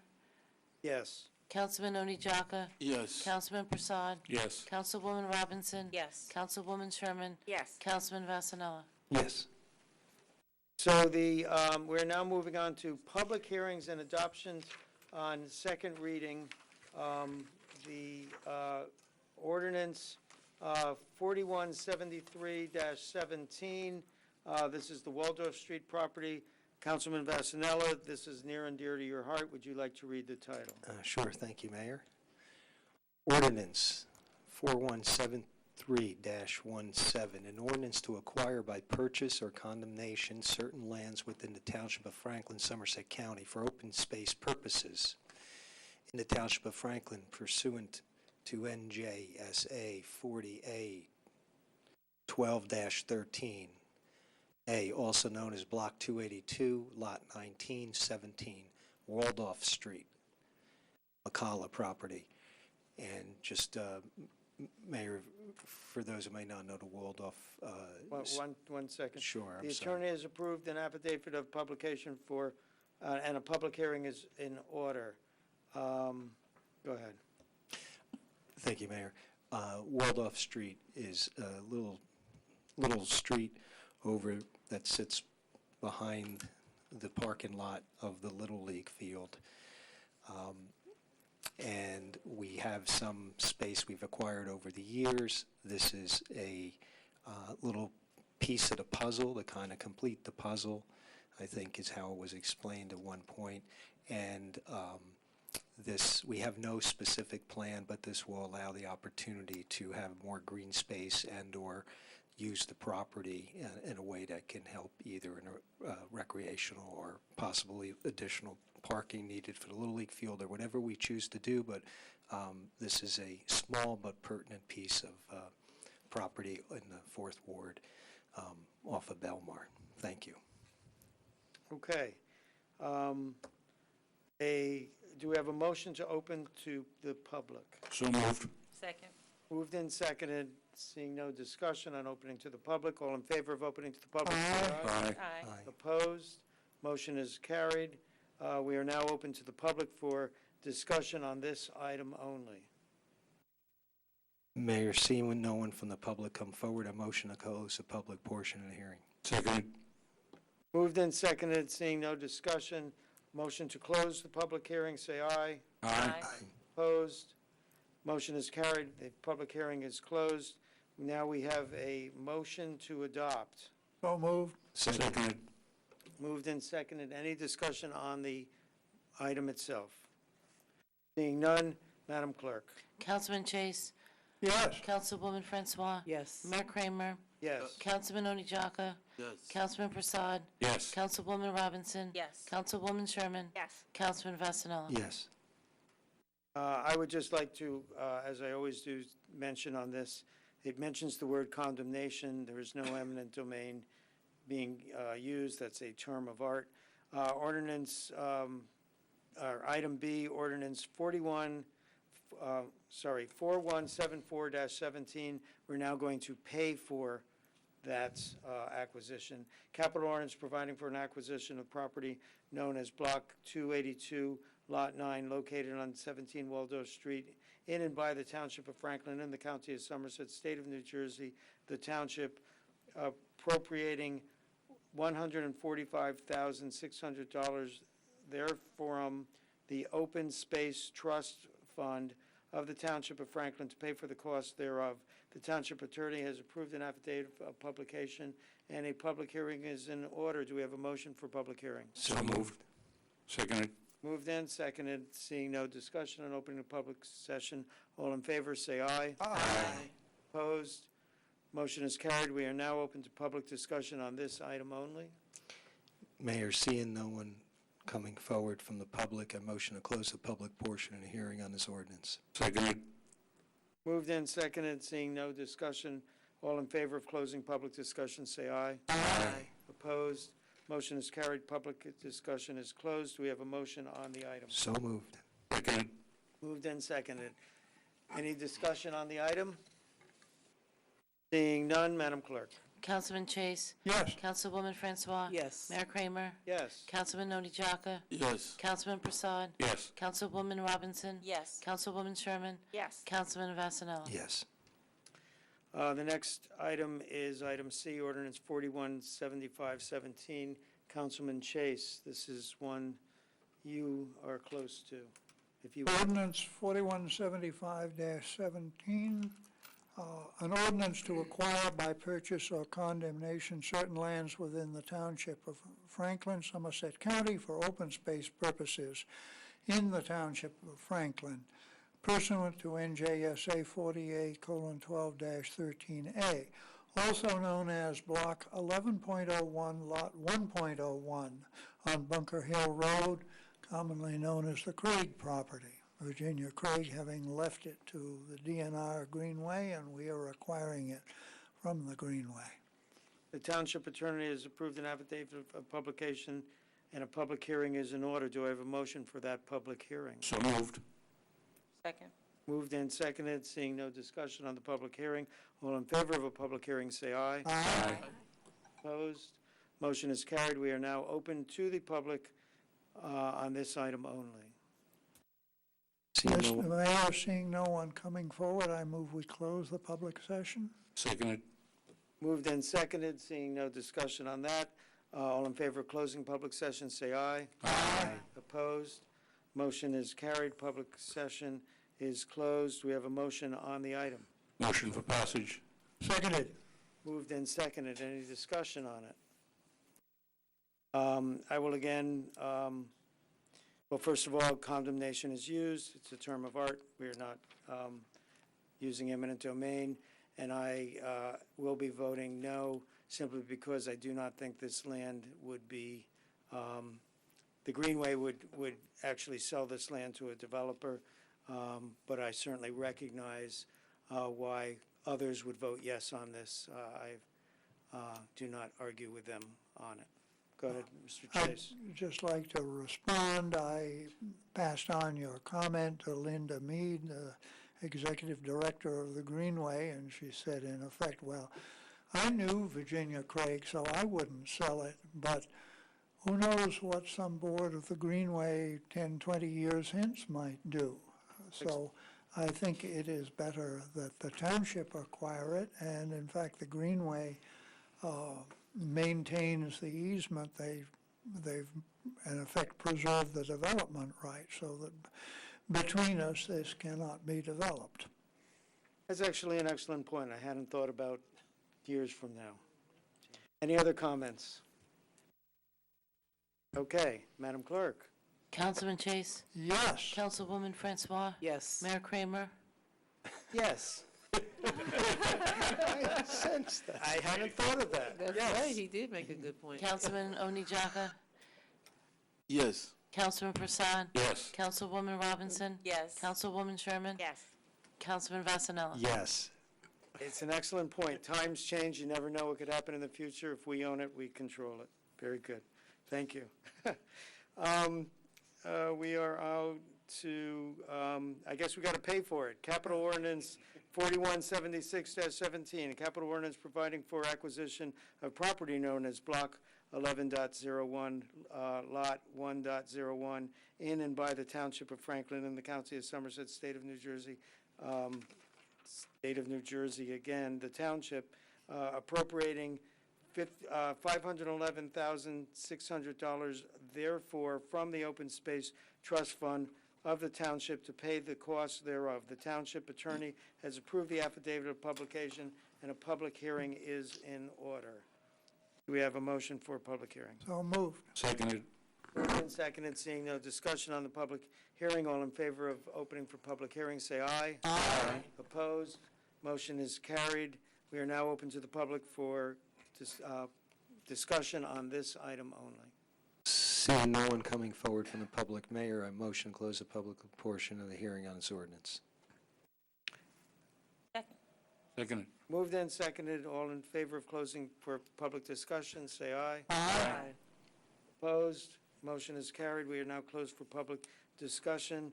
Do I have a motion on the item? So moved. Seconded. Moved and seconded. Any discussion? Yeah, I think it's a bargain. See, okay, thinks it's a bargain. It is a big bargain. We have a second on the bargain. Madam Clerk. Councilman Chase, Yes. Councilwoman Francois, Yes. Mayor Kramer, I'd love to be cute, but yes. Councilman Oni Jaka, Yes. Councilman Prasad, Yes. Councilwoman Robinson, Yes. Councilwoman Sherman, Yes. Councilman Vasanella. Yes. Next item is ordinance 4177-17, and a detention basin is near and dear to no one's heart, so I will read it. An ordinance of the Township of Franklin, County of Somerset, State of New Jersey, authorizing the acceptance of a detention basin deed from the Fleet Somerset LLC for premises known as Block 424.02, Lot 29.21, Lakeside Drive. The Township Attorney has approved an affidavit of publication, and a public hearing is in order. Do we have a motion to open to public? So moved. Seconded. And seconded, seeing no discussion, please pardon my belching. All in favor, say aye. Aye. Opposed, motion is carried. We are now open for public discussion on this item only. Mayor, seeing no one come forward, a motion to close the public portion of the hearing on this ordinance. Seconded. Seconded. Moved and seconded. Seeing no discussion, all in favor of closing the public portion, say aye. Aye. Nay. Motion is carried, sorry. The public discussion is closed. Do we have a motion on the item? Motion for passage. Yes. Seconded. Moved and seconded. Seeing any, or is there any discussion on the item? Seeing none, Madam Clerk. Councilman Chase. Yes. Councilwoman Francois. Yes. Mayor Kramer, Yes. Councilman Oni Jaka, Yes. Councilman Prasad, Yes. Councilwoman Robinson, Yes. Councilwoman Sherman, Yes. Councilman Vasanella. Yes.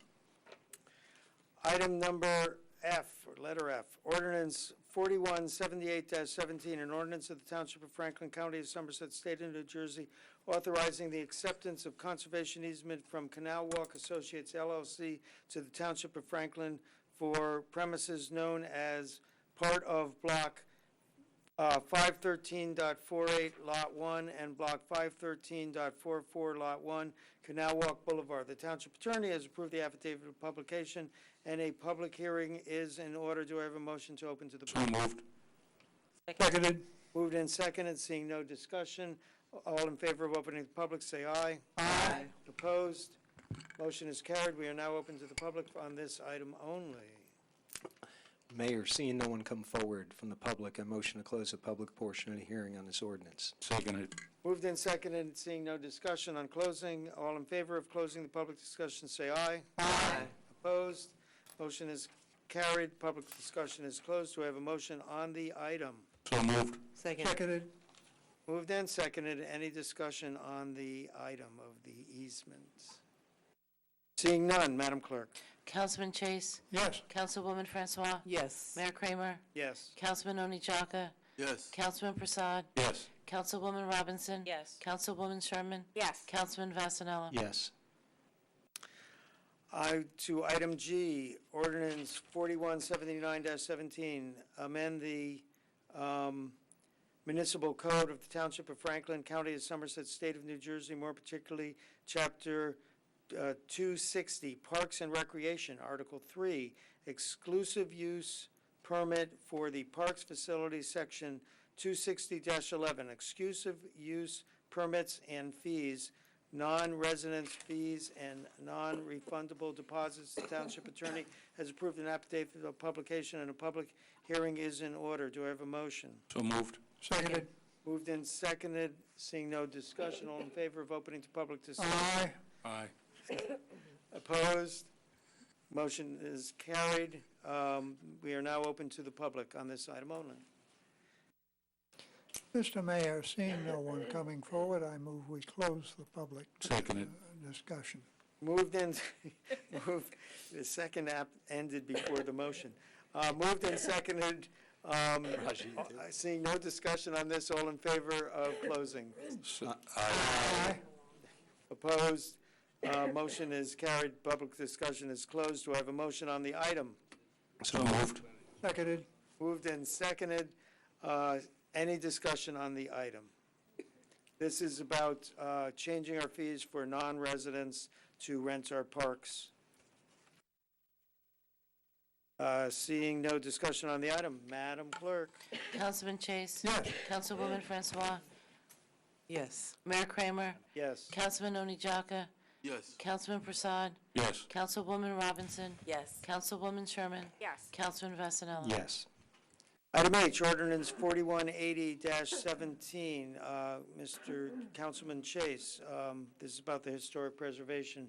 Would you like the honor of reading? No, Ordinance 4180-17, an ordinance amending the code of the Township of Franklin, Somerset County, New Jersey, more particularly Chapter 112 Land Development, Section 112-200, Historic Preservation Advisory Commission, subsection Section 112-200H1C2. The Township Attorney has authorized an affidavit of publication, and a public hearing is in order. Go ahead. Motion for public hearing. Oh. Seconded. Moved and seconded. All in favor of opening for public discussion, say aye. Aye. Opposed? Motion is carried. We are now open for the public on this item only. This is the last chance for the public to speak, I think. We are open to the public. The chair cannot make a Coming motion. forward from the public, a motion to close the public portion of the hearing. Thank you. So we have a motion and a second to close for the public hearing. All in favor, say aye. Aye. Opposed? Motion is carried. The public hearing is closed. Do we have a motion on this item? Motion for passage. Seconded. Moved and seconded. Any discussion? This is just a virtually technical correction to the ordinance to satisfy the State Office of Historic Preservation towards our getting certified local government status. It just removes an option for the zoning officer to turn a recommendation back to the Historic Preservation Commission. Do we have a motion on the item? Oh, we do. I'm sorry, did. we've done that. Madam Clerk? Councilman Chase? Yes. Councilwoman Francois? Yes. Mayor Kramer? Yes. Councilman Oni Jaka? Yes. Councilman Prasad? Yes. Councilwoman Robinson? Yes. Councilwoman Sherman? Yes. Councilman Vasanella? Yes. We are now to item 14 on the agenda, introduction of the calendar year 2017 municipal budget and setting public hearing date. We have a resolution, 17-80, introduction of the calendar year budget and setting a public hearing date. The following resolution is presented to the Township Council for adoption. Do we have a motion? So moved. Second. Any discussion? This is on the introduction and the setting the date. Mayor, Yes? concerning the budget, I just wanted to make sure there was an item, I know I mentioned it to you, and Well, This is not, Mr. yeah, Vassal, that's I not want to introduce this the is budget. just- Yeah, yeah, I okay. have a lot of talking to do before This is you just- get to the point Nope. where you This is want. No just problem. about It's just a introducing, resolution. this is the introduction and setting a public hearing date. We have a motion and a second. Madam Clerk? Councilman Chase? Yes. Councilwoman Francois? Yes. Mayor Kramer? Yes. Councilman Oni Jaka? Yes. Councilman Prasad? Yes. Councilwoman Robinson? Yes. Councilwoman Sherman? Yes. Councilman Vasanella? yes. So now, Mr. Manager, if you want to present your budget. Thank you, Mr. Mayor. Mayor and council, you have been given packets. At the top of that packet is what I'm about to read to you, which is the calendar year 2017 budget message. If you'd like to follow along, it's always fun for you to do that. Mayor and council, the proposed calendar year 2017 budget is submitted with nearly $182,000 decrease in total appropriations and nearly $186,000 decrease in the use of fund balance to balance the budget. With the lack of a municipal tax increase and with the increase in township assessed valuations, the municipal tax on the average home has gone down $17.59, or 1.48%. We'll talk about that a little bit soon.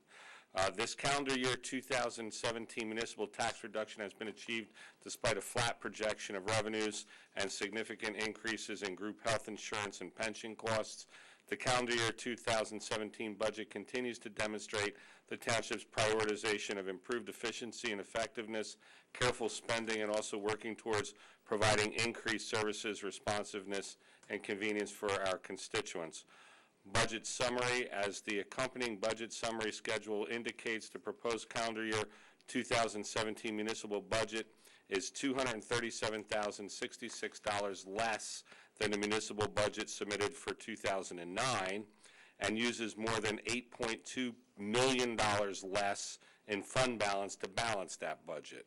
The proposed calendar year 2017 municipal budget is also $181,604 less than last year's budget, while still proposing to spend $1,580,628 in cash capital instead of incurring the debt service expense of bonding for this capital over the next 10 years. The proposed cash capital expenses include $1.25 million of the annual $2.5 million in township road resurfacing. During the past 4 years since the calendar year 2013 budget, efficiency efforts have resulted in the annual utilities budget decreasing by $587,000, or 19.59%. Assessed valuations: Franklin Township's assessed valuations for 2017 have been set at $9,511,604,960. This represents an increase of $265,402,212 over the 2016 value, or a 2.87% increase. An increase in assessed values has a positive impact on the applicable tax rates. Taking the increase in ratables at last year's municipal tax rate, this increase in value amounts to an increase of $1,003,220 in taxation. And just to add to that, that's also an indication of the strengthening real estate market here in Franklin Township, and also the fact that our ratables continue to grow by development as well. So that's the statement, and we're going to touch on some of these things. And I know we ordinarily have the mayor do a PowerPoint demonstration as far as the budget is concerned. I'm going to jump on board a little bit this year. He'll get his part at the end. I'm going to pick up the beginning of this. And this, for anyone who's watching on TV, also for council, this PowerPoint, as well as my budget statement and the budget itself, will be available on the township website. So, moving forward. As I stated, the fiscal year, back then we were on a fiscal year, in 2009, had a budget of $59,543,000. In 16, it was $59,488. You see, it was just a little bit lower, what amounted to 7 years later. Well, 8 years later, we've managed to get it down just a little bit more. The calendar year 2017 budget is $181,000 and change below 16, and $237,000 below 2009. So we're continuing, and we plan to continue to look to ways to be more efficient and be able to bring these costs and the spending in line. This just the key here is that obviously the bulk of what we do, and this is our expenses for 2017, is people related. So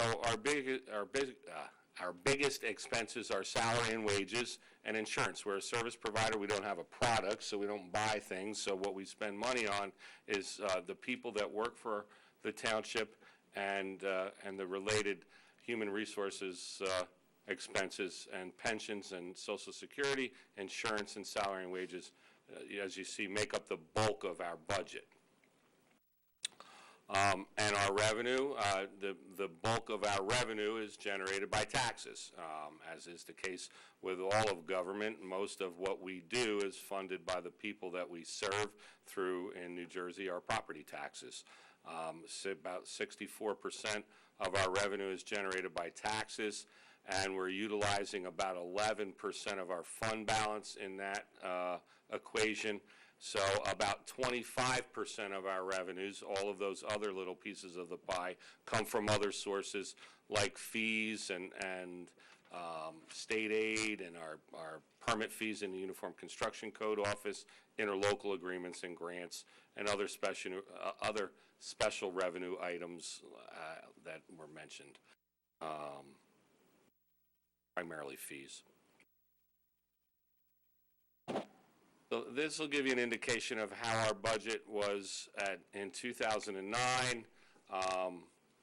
At that number, over 59 million.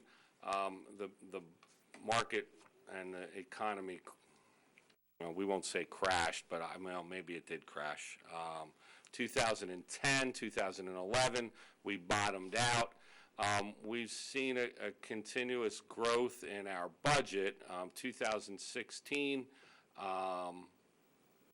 was when we nearly approached 2009 again, and now 2017, you see a slight decrease from 16.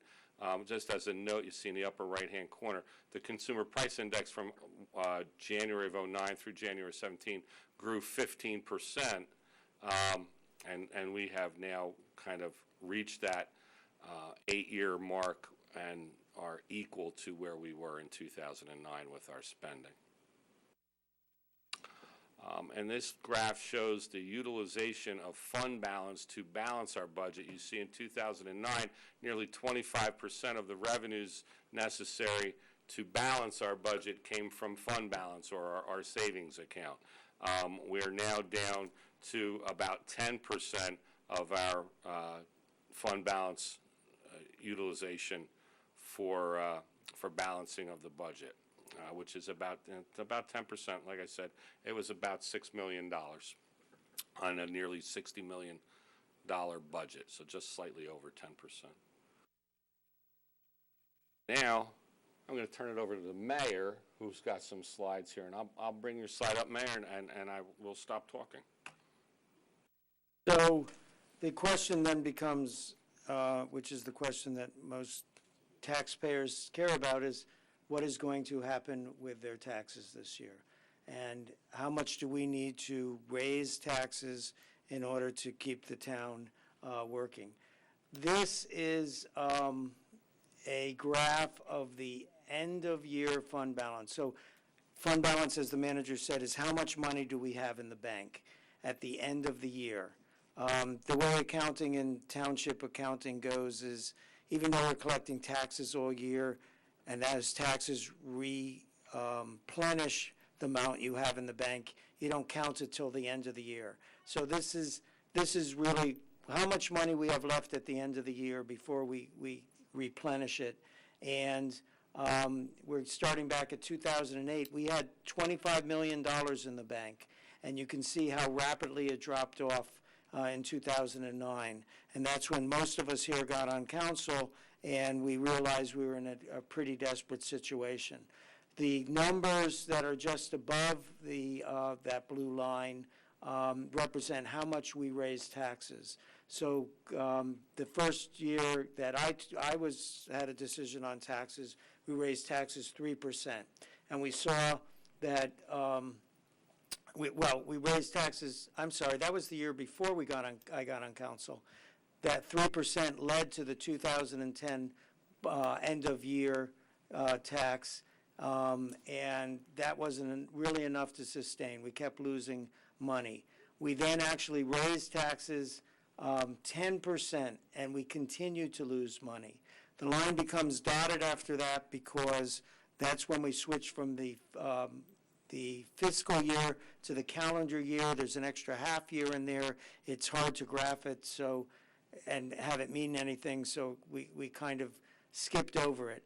But we switched that year because we got extra money from the state for switching over. That's how desperate we were. We raised taxes 10%, and we still, and we bumped it up a little. The ideal fund balance is about $18 million. So we were hovering in that area about that time. We were afraid of where things were going to go, so we raised 5% during that change in the fiscal year, and it did help us come up. But then we raised 4.75%, and our fund balance started going down to around the area that we wanted it. We then started backing off of our tax raises to 4%. We stayed about even. We started backing off more, down to 3%, and the fund balance started to grow. So we were finally getting out of the problem area. We had about, I think, an $18 million fund balance at the end of the year. And then finally, last year, we raised taxes 1.75%, and the fund balance also continued to grow. So we are now have a fund balance of just over $25 million, which is about $7 million more than the ideal fund balance. But look back in 2008, what happened? If an economy crash comes, things can happen quickly. But we now feel like we can ease up. We have $25 million in the bank, and we also have a AA+ rating. So we have really turned this town around from back in 2009 and till now. So the question is, what should we do with taxes this year? And if you go to the next slide. I recommended to the Financial Oversight Committee, and the Financial Oversight Committee has taken my recommendation and is recommending to Council that we increase taxes by 0.0%. There will be no municipal, well, if it passes, there will be no municipal tax increase this year. I think the Township Council has done an amazing job of getting us into this shape. And I say the Township Council in the council's leadership, but it's really the manager and the department heads and every employee we have, just keeping that dollar close to them, only asking for things they need. Really amazing work on their part. So Financial Oversight is recommending to the rest of council that we not raise taxes this year. If we go to the next slide, what does that mean? Well, the total general appropriations, that's the budget for 2017, as the manager said, is just over $59 million. The amount to be raised by taxes is just over $35 million, which is the exact same thing as last year. And so when we say whether we're raising taxes or not, we are raising the amount to be raised on taxes.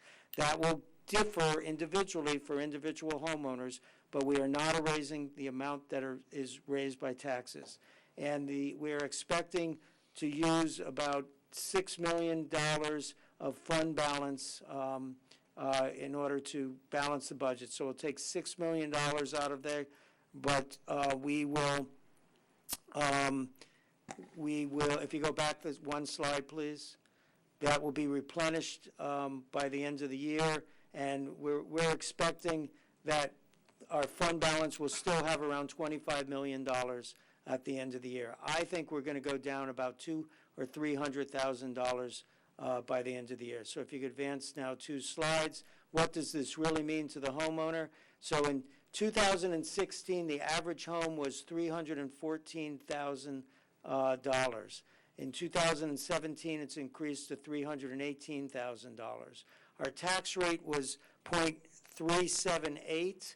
Our new tax rate will be 0.368. I have always railed against claiming the success by lowering a tax rate. A tax rate can be lowered simply by assessments going up, but in this case, it's much more than that. So if you own the average home in 2016 at the 2016 tax rate, you paid the municipal tax. I know your tax was much higher because of the schools, because of the county, et cetera, but you paid $1,188 in taxes.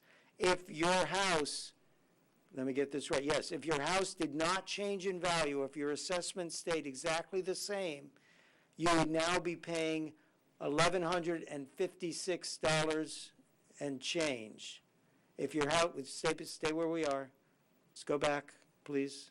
If your house value did not change, you would be paying $1,156. However, since assessments went up by about 2.7%, then in actuality, that same house likely would have increased in its value to $318,000. So if you now have this year's average home, you would be paying $1,170 in municipal tax. So if we go to the next slide, which is the final slide. So the tax based on a static 2016 average home value, you will pay $31 less in taxes, $31 in change. But if your house increased in value by the average that a house increased in value, if you own the average house, you will be paying about $18 less in taxes. Again, my congratulations to the council, to the manager, to the department heads, and to every employee for making this work. And I have, because I'm just a doom and gloom kind of a guy, I will end with what we need to be very careful of is things are good now. We have a great tax rating. We have a great Moody's rating. We're not raising taxes. But this is not a time for council to say, hey, we've got plenty of money, let's spend it. And I would also caution our bargaining units that we want to keep it this way. So this is not a time to say, oh, we're flush with money, let's ask for more. We expect you to bargain with us fairly, openly, and for your best deal, but we still owe it to the taxpayers to keep those taxes in control. Thank you, Mr. Manager, and the rest of council.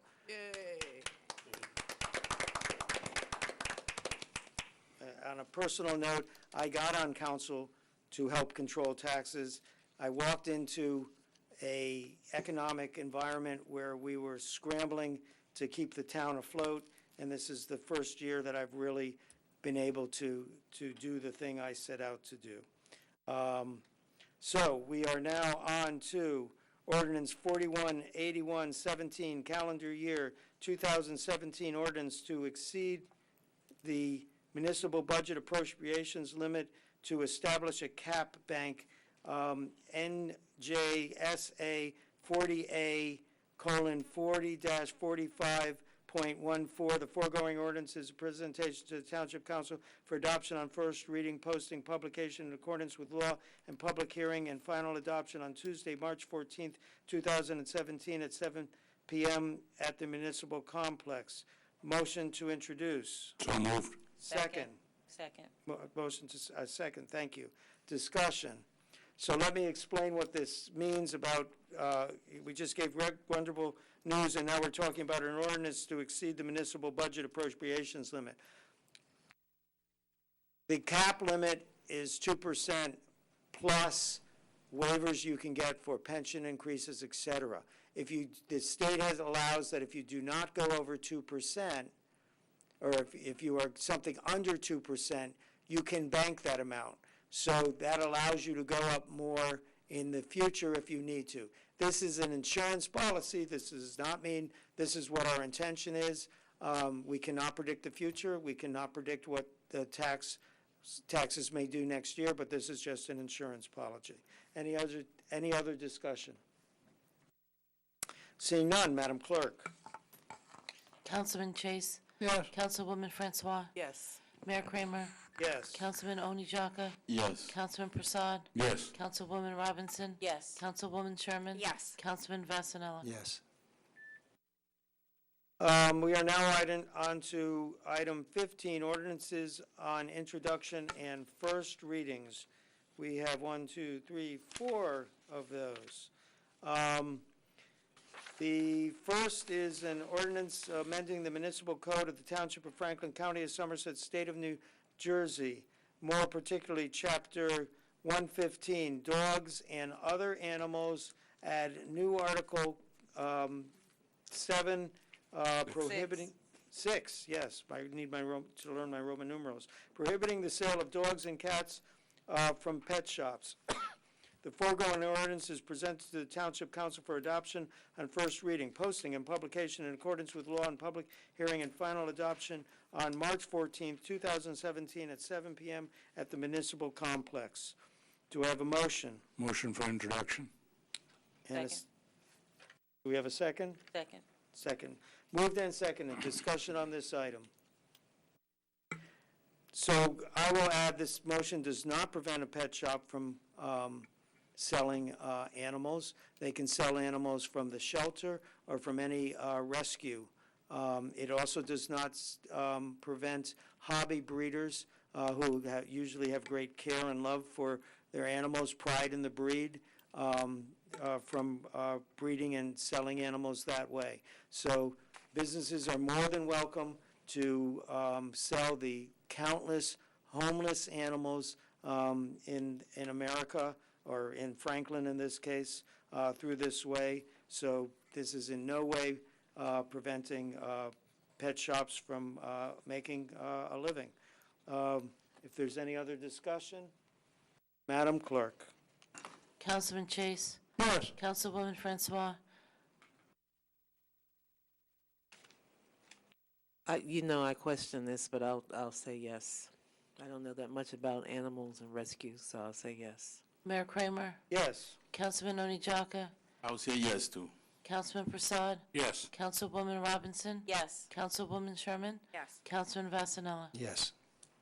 Okay, ordinance 418317, an ordinance amending the municipal code of the Township of Franklin, County of Somerset, State of New Jersey, more particularly Chapter 138, Food Establishments Amendment, Section 138-5, Licenses by amending subsection 138-5E by increasing reinspection fees. The foregoing ordinance is presented to the Township Council for adoption on first reading, posting, publication in accordance with the law, and second hearing and final adoption on Tuesday, March 14th, 2017 at 7 p.m. at the Municipal Complex. Do I have a motion? So moved. Do I have a second? Second. Moved and seconded. Any discussion on this item? I will just say this is an ordinance which, restaurants pay fees when they're inspected. If they pass the inspection, all well and good. If they don't pass, they have to be re-inspected. Currently, they pay the same fee when they're re-inspected. This is an ordinance suggested by Advisory Board of Health to make the second fee higher. This gives further incentive to the restaurants to get it right the first time. This adds to food safety. Any other discussion? Moved and seconded. Seeing no other discussion, Madam Clerk. Councilman Chase? Yes. Councilwoman Francois?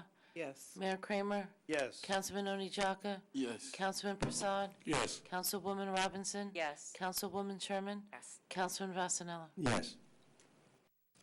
Ordinance 418517, an ordinance amending the municipal code of the Township of Franklin, County of Somerset, State of New Jersey, more particularly Chapter 180 fees, Section 19, body art establishments. Oh, I'm sorry, I skipped one. C.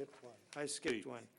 We will, well, I can do, there's no reason I can't do it out of order. We'll go back to that one, since I'm halfway through it. Body art establishments, license fees, adoption of new subsection 180-19C, temporary establishment fees, $200. The foregoing ordinance is presented to the Township Council for adoption on first reading, posting, publication in accordance with law, and public hearing and final adoption on Tuesday, March 14th, 2017 at 7 p.m. at the Municipal Complex. Do I have a motion to introduce? So moved. Seconded. Moved and seconded. Any discussion? I have a question. Okay. Okay, let me, if I might explain what it is. Please. So this is, if there's a tattoo show in town, and the health department needs to come out and inspect the facilities, inspect the instruments they'll be using, and it takes an enormous amount of time. They also have to check their paperwork, and the current fee they felt was no fee. what, 20? There wasn't a fee for There wasn't a fee. temporary, so this Right. is putting one in place. They didn't, they were charging for like a site plan instead of an actual fee for a temporary body art establishment. This is when they come into the convention center and there's hundreds of body art places coming in, and this way it gives them a fee to come in and the Board of Health inspect them all. So this was brought to us by the Department of Health and vetted through the Advisory Board of Health. Councilwoman. I was just wondering, $200, is that an excessive fee for a one-time body art It's activity? probably, now for what a body art person charges for one tattoo. That's what I was just going to ask. That's As about one right. who doesn't have one, what do they cost? Anne Marie? I don't know. They, It range anywhere from $50 $50 to hundreds of dollars, depending It's on the actually size. thousands of or to dollars. thousands, depending on the size. We have a tattoo. Actually, I currently believe we do not have a tattoo parlor. We had one at one point. But this is I not, think this we is have- not for that. This This is is for, for temporary. This is only for temporary. This is only Licensed for when they permanent come in and do a show. establishments. Right. When there's hundreds from all over the state that come in. This isn't for the actual establishments that we have in town. That has a separate fee that we It's already like for a have. one-day event fee. Correct. License fee. Mm-hmm. Yeah, that's why I was asking, was that excessive? Okay. Is this typical? Have you, has it been researched? I mean, this is Yes. not excessive. It's not excessive. The Advisory Board of Health went through this whole thing and as well as the inspectors at Somerset County. Okay. okay, Madam Clerk. Councilman Chase? Yes. Councilwoman Francois? Yes. Mayor Kramer? Yes. Councilman Oni Jaka? Yes. Councilman Prasad? Yes. Councilwoman Robinson? Yes. Councilwoman Sherman? Yes. Councilman Vasanella? Yes. Going back to item C, the fireworks ordinance, this is one that Councilwoman Sherman has cared about for a long time, if you would like the honor of reading it. 15C. See, yes, ordinance 4184-17, an ordinance amending the municipal code of the Township of Franklin, County of Somerset, State of New Jersey, more particularly Chapter 167, Noise Section 167-1, Definition, and Section 167-8, burglar alarms, music or sound amplification or reproduction equipment, fireworks. The foregoing ordinance is presented to the Township Council for adoption on first reading, posting, publication in accordance with law, and public hearing and final adoption on Tuesday, March 14th, 2017, at 7 p.m. at the Municipal Complex. Do I have a motion to introduce? So moved. Second. Moved in, seconded. Any discussion on the fireworks? Seeing none, Madam Clerk. Councilman Chase? Yes. Councilwoman Francois? Yes. Mayor Kramer? Yes. Councilman Oni Jaka? Yes. Councilman Prasad? Yes. Councilwoman Robinson? Yes. Councilwoman Sherman? Yes. Councilman Vasanella? Yes.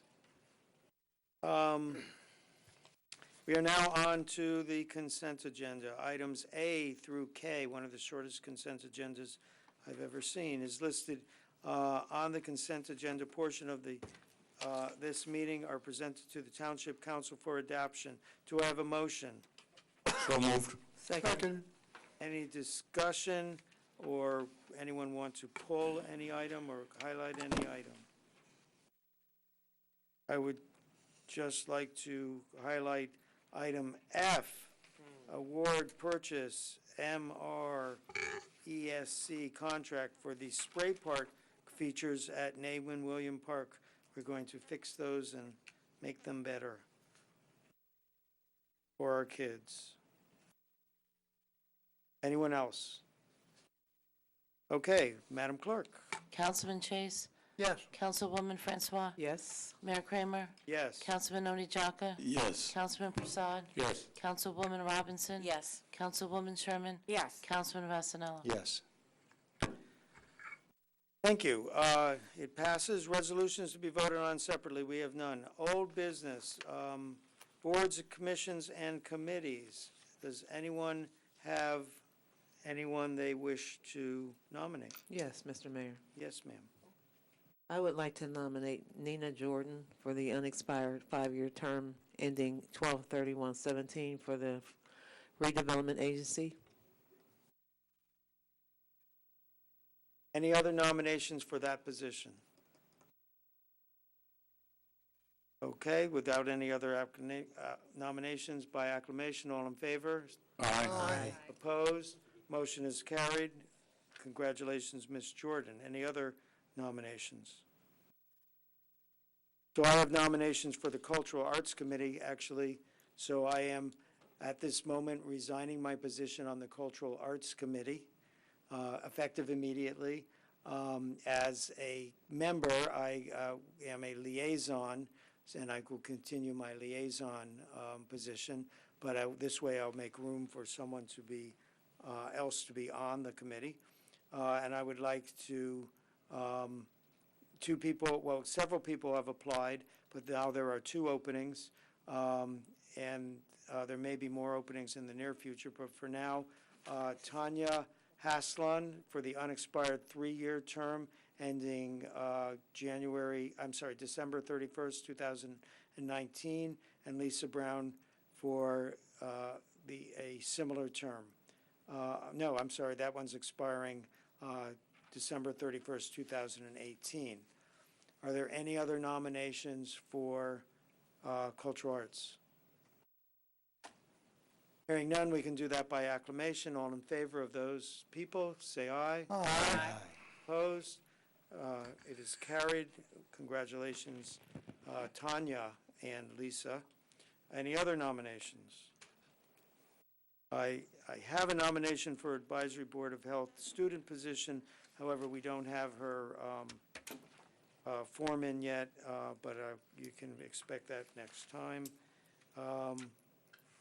No other nominations. We have no executive session. I lost my gavel. Do we have a motion to adjourn? So moved. Second it. Moved and seconded. All in favor, say aye. Aye. Opposed? Motion is carried. We are adjourned. Be well, Franklin.